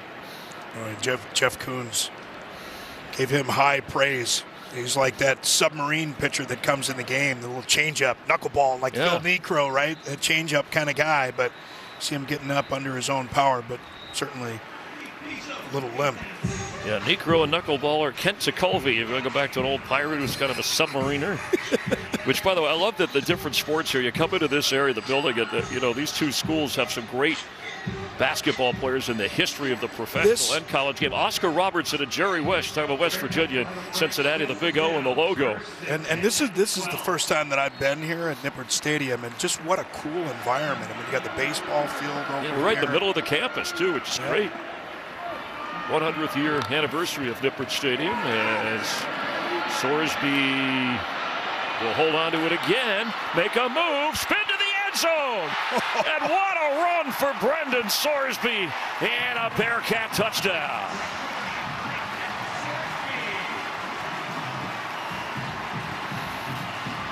Boy, that wasn't, he didn't just take off and go. He kind of maneuvered his way. Yeah, he runs like a running back, not just the cut to get upfield and get vertical, but watch the little spin move, and he juked Trey Lathan earlier. Well, look at this last one. How many times do you hit that B button? As many times as you need to get to the end zone.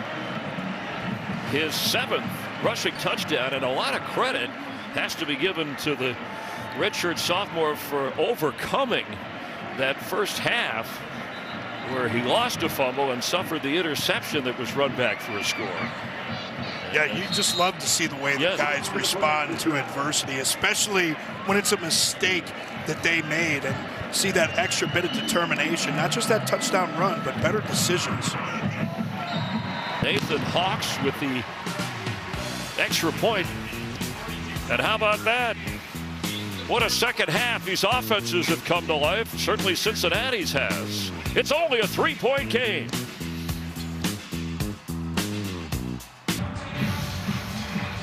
All right, the fans at Cincinnati enjoying this. A lot of Mountaineer fans as well. These teams, they've been playing for over 100 years, including their first game in Cincinnati. Look at this. In Cincinnati, it was 1922. West Virginia with a 34-0 win. I mentioned the first time they ever played was the year before in Morgantown, and West Virginia won that 50-0. But they've actually, the 100-year anniversary of Nippert Stadium, this field was actually here since 1901. So they've been around quite a while, playing on this spot. And as Preston Fox will find a hole, and he can fly, and there he goes. What a move before he's run out as he crosses midfield. Big punt return, big kickoff return to spark the Mountaineers with that 3-point lead. They talk about the importance of all three phases, and here you can see it again from Preston Fox, and give credit to that kick return team. Perfect lane on the outside for Fox. Yeah, 40-plus yard return. He's from Morgantown High School, a West Virginia guy all the way through and through on the Horning watch list. He'll make that tough catch across the middle, too. They can count on him for that. Mountaineer fans want something from their offense now.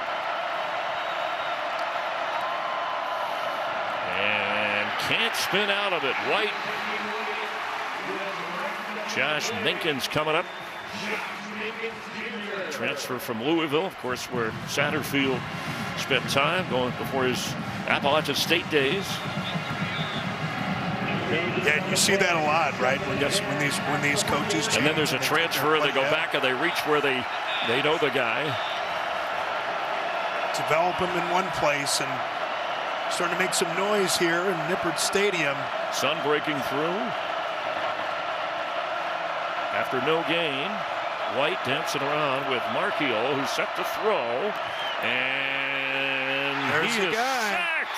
Dante Corleone was there first.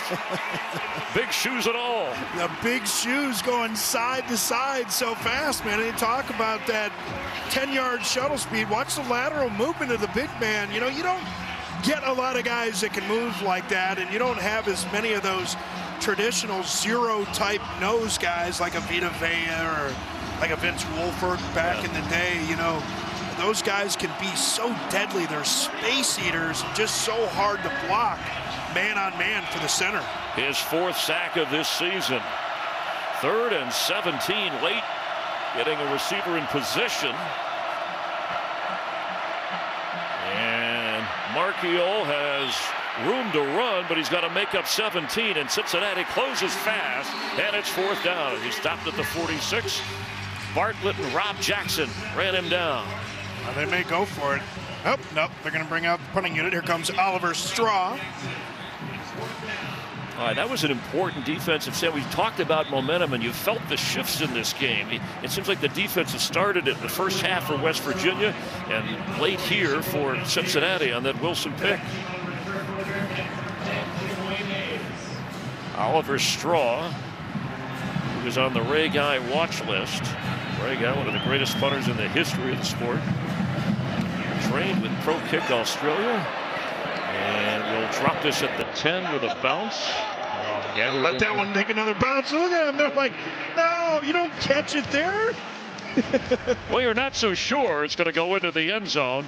Either way, the defense of Cincinnati gets the ball back for its offense. 41-yard punt spotted at the 6. Robert, you returned punts briefly in your playing career, and you and been on the punt team. And you were saying either fair, can't let it go. Yeah, well, I mean, he's got to let that thing bounce again, and you can see Austin Brinkman, the fresh prince from Bel Air, Maryland, saying, "Oh, come on, man, you got to let that thing bounce." They could have pinned them all the way back near the one.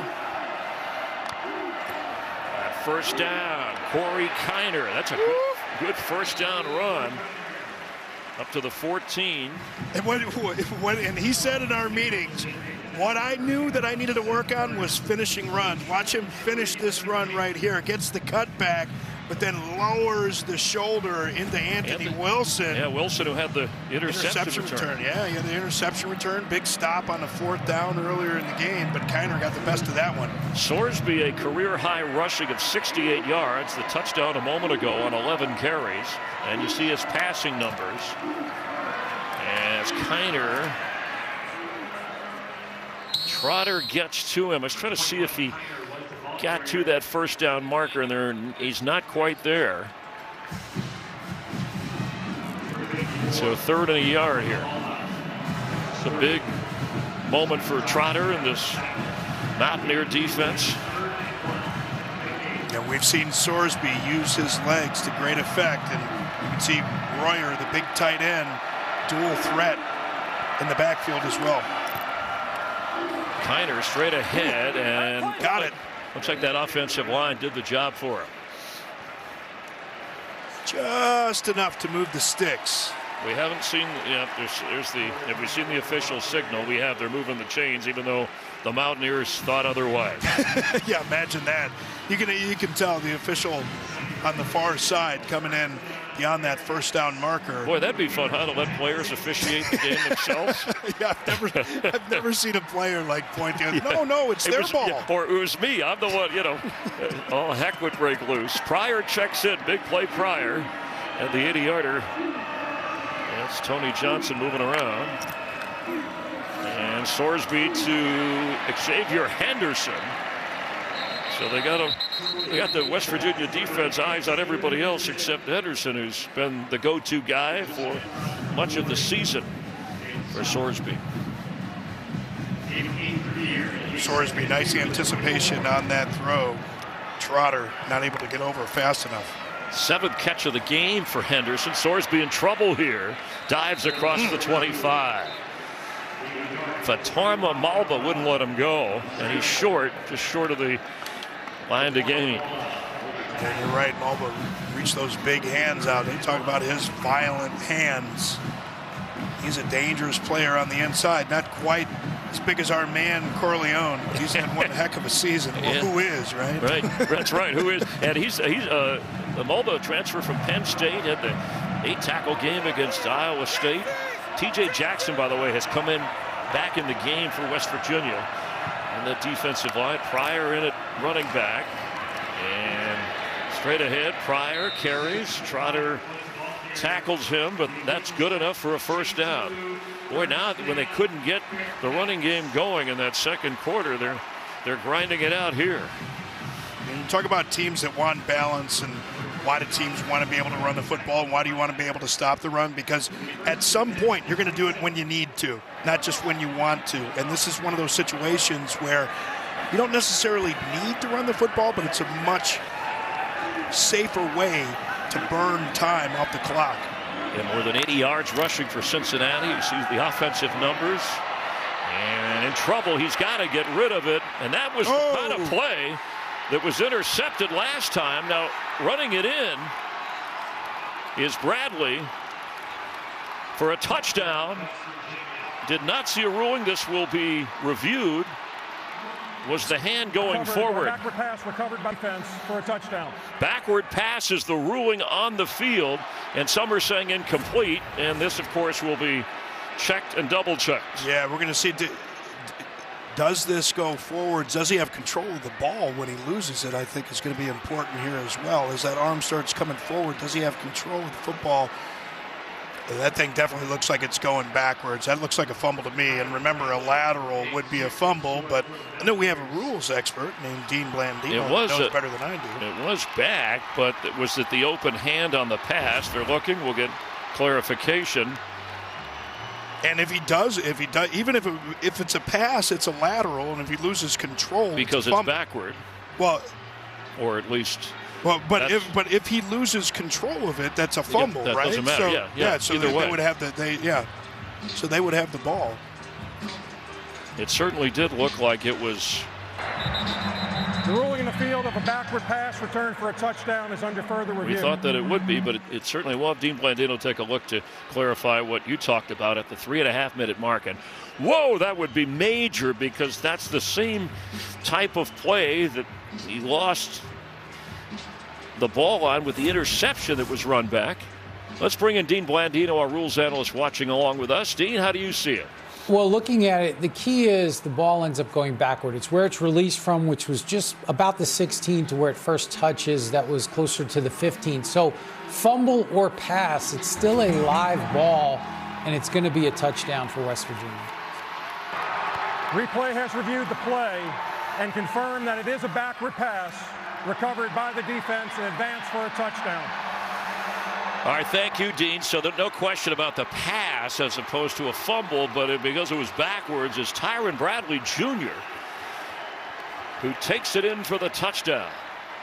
And another, that's the third Cincinnati Salisbury mistake, but two of them were direct touchdowns for West Virginia. Yeah, and I know that Cincinnati fans are going to be upset with that one, but, you heard Dean say it. We had mentioned even if that was a pass or if he didn't have control of the ball when the arm was moving forward, then it's a fumble. Either way, it's touchdown West Virginia. And they reviewed it, confirmed it. It stands as it was ruled on the field, and the extra point. It's back to a 10-point game, but if you're Brendan Sorsby, Sorsby has to be more careful there. There was a lesson in the first half. He had bounced back from that. That's what I say. Head shaker, throw it away, right, if you're him. Yeah, again, easy to say when we're up here in the press box, and those are just the kind of live situations that separate good from great quarterbacks, right? And you played the game, but it wasn't a desperation play. The drive was moving. It's not like you need something no matter what. But boy, that really puts the pressure now on Brendan Sorsby and this offense. Sorsby, that was the one thing you didn't want to do, because even if you had to kick it away at some point in that drive, still had all your timeouts. That was a head shaker for sure. 3 miscues, but let's give the West Virginia defense credit with those takeaways, because they produced 2 touchdowns today. Yeah, they certainly have, and it was pressure once again on that play that either knocked that ball away or forced a throw that it didn't want to make, causing the fumble recovery for a touchdown. And hey, man, your quarterback, buy the ticket and take the ride. You know what I mean? You get too much credit, too much blame, whatever the case may be. You got to make those plays, and you're going to make some mistakes. Fair catch called for. The problem too is, if you can't throw it away, eat it. It's first down on this drive that you had been moving with. You're down, and I mean, there's opportunity here. That's just where he was trying to throw it to the sideline, I guess. And that was, almost identical to the pick six motion where he's trying to get rid of the football. And Trey Lathan applied the pressure for West Virginia, and then Tyron Bradley took it in. The backward pass, the ruling on the field that stood for the West Virginia touchdown at a 10-point lead. Well, if it was easy, everyone could do it, right? Like the processing that a quarterback needs to do in a situation like that, understanding what you need, not always easy. Quick throw here, stepping out of bounds, a pickup of about 8 to Jamoy Mays. And I'm certainly not trying to make excuses for him, but that's what separates quarterbacks, right? Yep. At different levels. It's a serviceable guy from a good guy from a great guy. That processing, there's an incremental difference that makes all the difference. Sorsby will dump it off to Kiner for the first down. Tough run. Delivers the blow on the defender at the 45 and picks up 3 more there. Oh, that's the second time he knocked over Anthony Wilson coming up to try and make a tackle. But they need some points quickly. Got the 2 timeouts and the 2-minute timeout. Xavier Henderson, who has 7 catches today, the speed guy. And Sorsby, this time he'll protect the ball and be sacked. Sean Martin, it's his second plus sack of the season. He's got that length up front that they count on, and it showed there. He beats the Three Musketeers, D'Artagnan. D'Artagnan Tinsley at that left guard spot got beat by Sean Martin. You name the other Musketeers? Porthos and Aramis. Okay, good. You read the book or saw the movie. Dumas wrote that book. And a quick throw. There's Henderson. Not quite the first down. Knocked back with it, but all over him. He still made the catch at the 2-minute timeout. Short of the 45. Short of the... Hey, there we go. It's a lovely day. And it certainly is for the West Virginia defense. Not for that young man.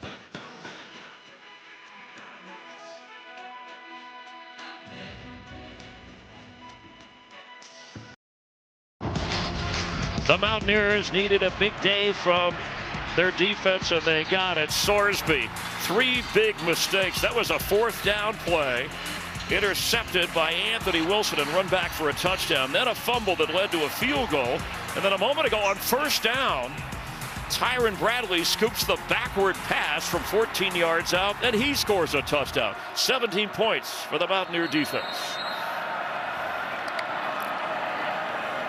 And Sorsby dumps it off. Evan Pryor, capable of scoring quickly from anywhere, will have a 1st down. 10-point difference. All 3 timeouts, Cincinnati.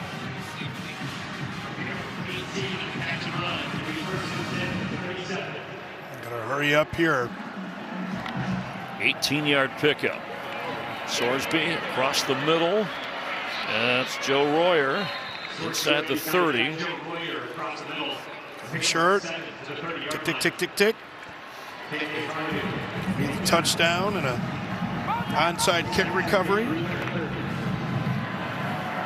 Sideline throw, taking the ball out of bounds, is Royer again and got the 1st down. Good looking drive here by Sorsby. TJ Jackson, who left injured before, came back to return, is hurt again.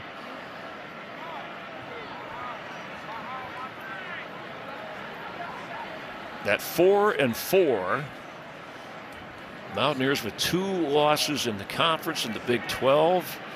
As their coach said, these last few games, 3 after this, all in conference, will write the story of our season. And for Cincinnati, trying to get to 6-3 would make them bowl eligible. But uncharacteristically, the mistakes of Sorsby have hurt. As we hope that Jackson is okay, he'll head to the sideline. But even you said it, you know, as we heard in the meetings with Brad Glenn, just talking about Sorsby, even the last couple of weeks, even in the win against Arizona State, it just seemed a little bit off. And you know, quarterbacks can press, and they just have to understand what the situation is in a game, when you can take chances, when you need to just eat it and live another play. But you know, as a quarterback, you got to find that balance. Fresh set of downs. Sorsby throw that is caught by Pryor, but that's just going to chew up the clock. And yeah, better to just drop that one. Yeah, not get you much. In fact, they lose yards. So you lose 4 yards on that play. It's a good catch, stepping out of bounds in the shadows is Henderson. 8th catch of the game for the senior from Columbus High in Miami.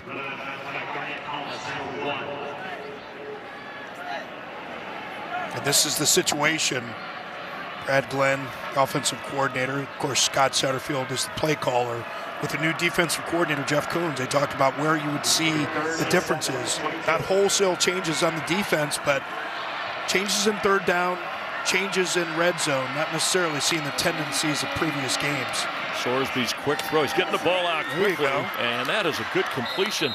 And a 1st and goal as Tony Johnson takes it down. He wants his Mountaineer defenders off his back to hustle here. defensive players, they take their time on the substitution and clearing piles. From the 6, there's a flag, and it's against Cincinnati. Costly penalty there. With the 3 timeouts, don't forget about the legs of Sorsby. We saw him run for a touchdown earlier. Can get some big chunks, especially when you have what seems like a false start penalty coming. Sorsby. False start. Number 8, offense. 5-yard penalty, still first down. Cincinnati is taking timeout to avoid a 10-second subtraction. There goes one of them. Just like that. Leave them with 2. West Virginia has 2. But it's worth pointing out, and let's give the head coach of West Virginia some credit here, and that Neil Brown, the decision wasn't easy to move on from his defensive coordinator and bring up Jeff Coons, but he wanted a defense that was going to disguise things, play just the detail, just somehow shape things up a little, and they did today against Sorsby and the Cincinnati offense. Yeah, and having called that game against Arizona, you saw couple consecutive throws where a bad matchup was forced with Lathan against McMillan, a great receiver, because they played Tampa 2 on both. Can't do that. Sorsby got him for the end zone. He ran his way out. Throw was a little bit out for Tony Johnson. Wow, he just saw that a little bit late, and he sees that just a step earlier, and that's a touchdown. You talk about quarterbacks and quarterback play, you can compound these errors, and they can cascade on one play. You get your eyes in the right place just a little bit late, and then you hurry with your footwork, and so your throw's just a little bit off, a little bit too wide. That's all that goes into playing the position. 2nd and goal, backed up after that penalty on the previous play, and behind Jamoy Mays. So now you're going to have 3rd down. And this is critical, because what you could do, well, let's see if they are able to produce the touchdown for the onside kick. Because if you're way back on 4th, you could try a field goal and then an onside kick. You need 10 to force overtime here if you're the Bearcats. And watch Big Joe Royer to the left. Throw. Incomplete. Near that pylon in the shadows. Henderson was the target. Well covered, and he's reminding us all who was doing the coverage, Garnett Hollis. So they are going to kick the field goal here, which they'll figure that's an automatic 3, and then try for the onside kick, and they'll obviously need the touchdown and extra point. So it'll be a 29-yard try for Nathan Hawks. Now his coach had said, hey, he's okay, he's been okay long range, but some of these shorter ones not as reliable. Keep them with a chance. There you go. And he's got it. They got a chance. So you're saying there's a chance. 7-point difference. And you see 36 seconds remain. 2 timeouts. Boy, and what might have been, right? If you're a Cincinnati fan, but that's the way that this game is. And I remember having a running back coach tell me, like, just remember, he said, you've always got more time than you think, and you've got less time than you think. And, I said, what does that mean? He said, you'll figure it out. Yes. And you know what? That's what happens for quarterbacks. Like, you're going to figure it out. You're going to find out, when you can push it, when you can try and force a ball, when you can hang out a little bit longer, when you need to hold it, when you fold them, right? Like, you just need to figure those things out. But for Sorsby, you feel for the guy, but hey, you can't blame anybody but yourself. What compounds it, and this will determine the game here, is that he did the same exact thing in the first half. It was so, in terms of that similar mistake. Yep. Going to get a timeout in West Virginia. They wanted to look at the alignment on the onside kick. Yeah, Have you ever been on these as the hands team on the kickoff? Yeah, and in college and in high school. I wasn't on the hands team with the Vikings. Oh, that was Chris Carter and Randy Moss. Yeah, you had some other pretty good hands. Had some good competition on that one, but obviously it's got to travel unless it hits a member of the opposition those 10 yards, and then you got to grab it if you're Cincinnati. And if you're West Virginia, their special teams, they've done a nice job today. Punt return, kickoff return to help the offense out. And that's what they said that they needed to focus on as well in that bye week. They knew that they needed an emphasis on special teams, and they get the opportunity to seal this victory. And all over it at the 48-yard line of Cincinnati. West Virginia will seal this. That's Traylon Ray.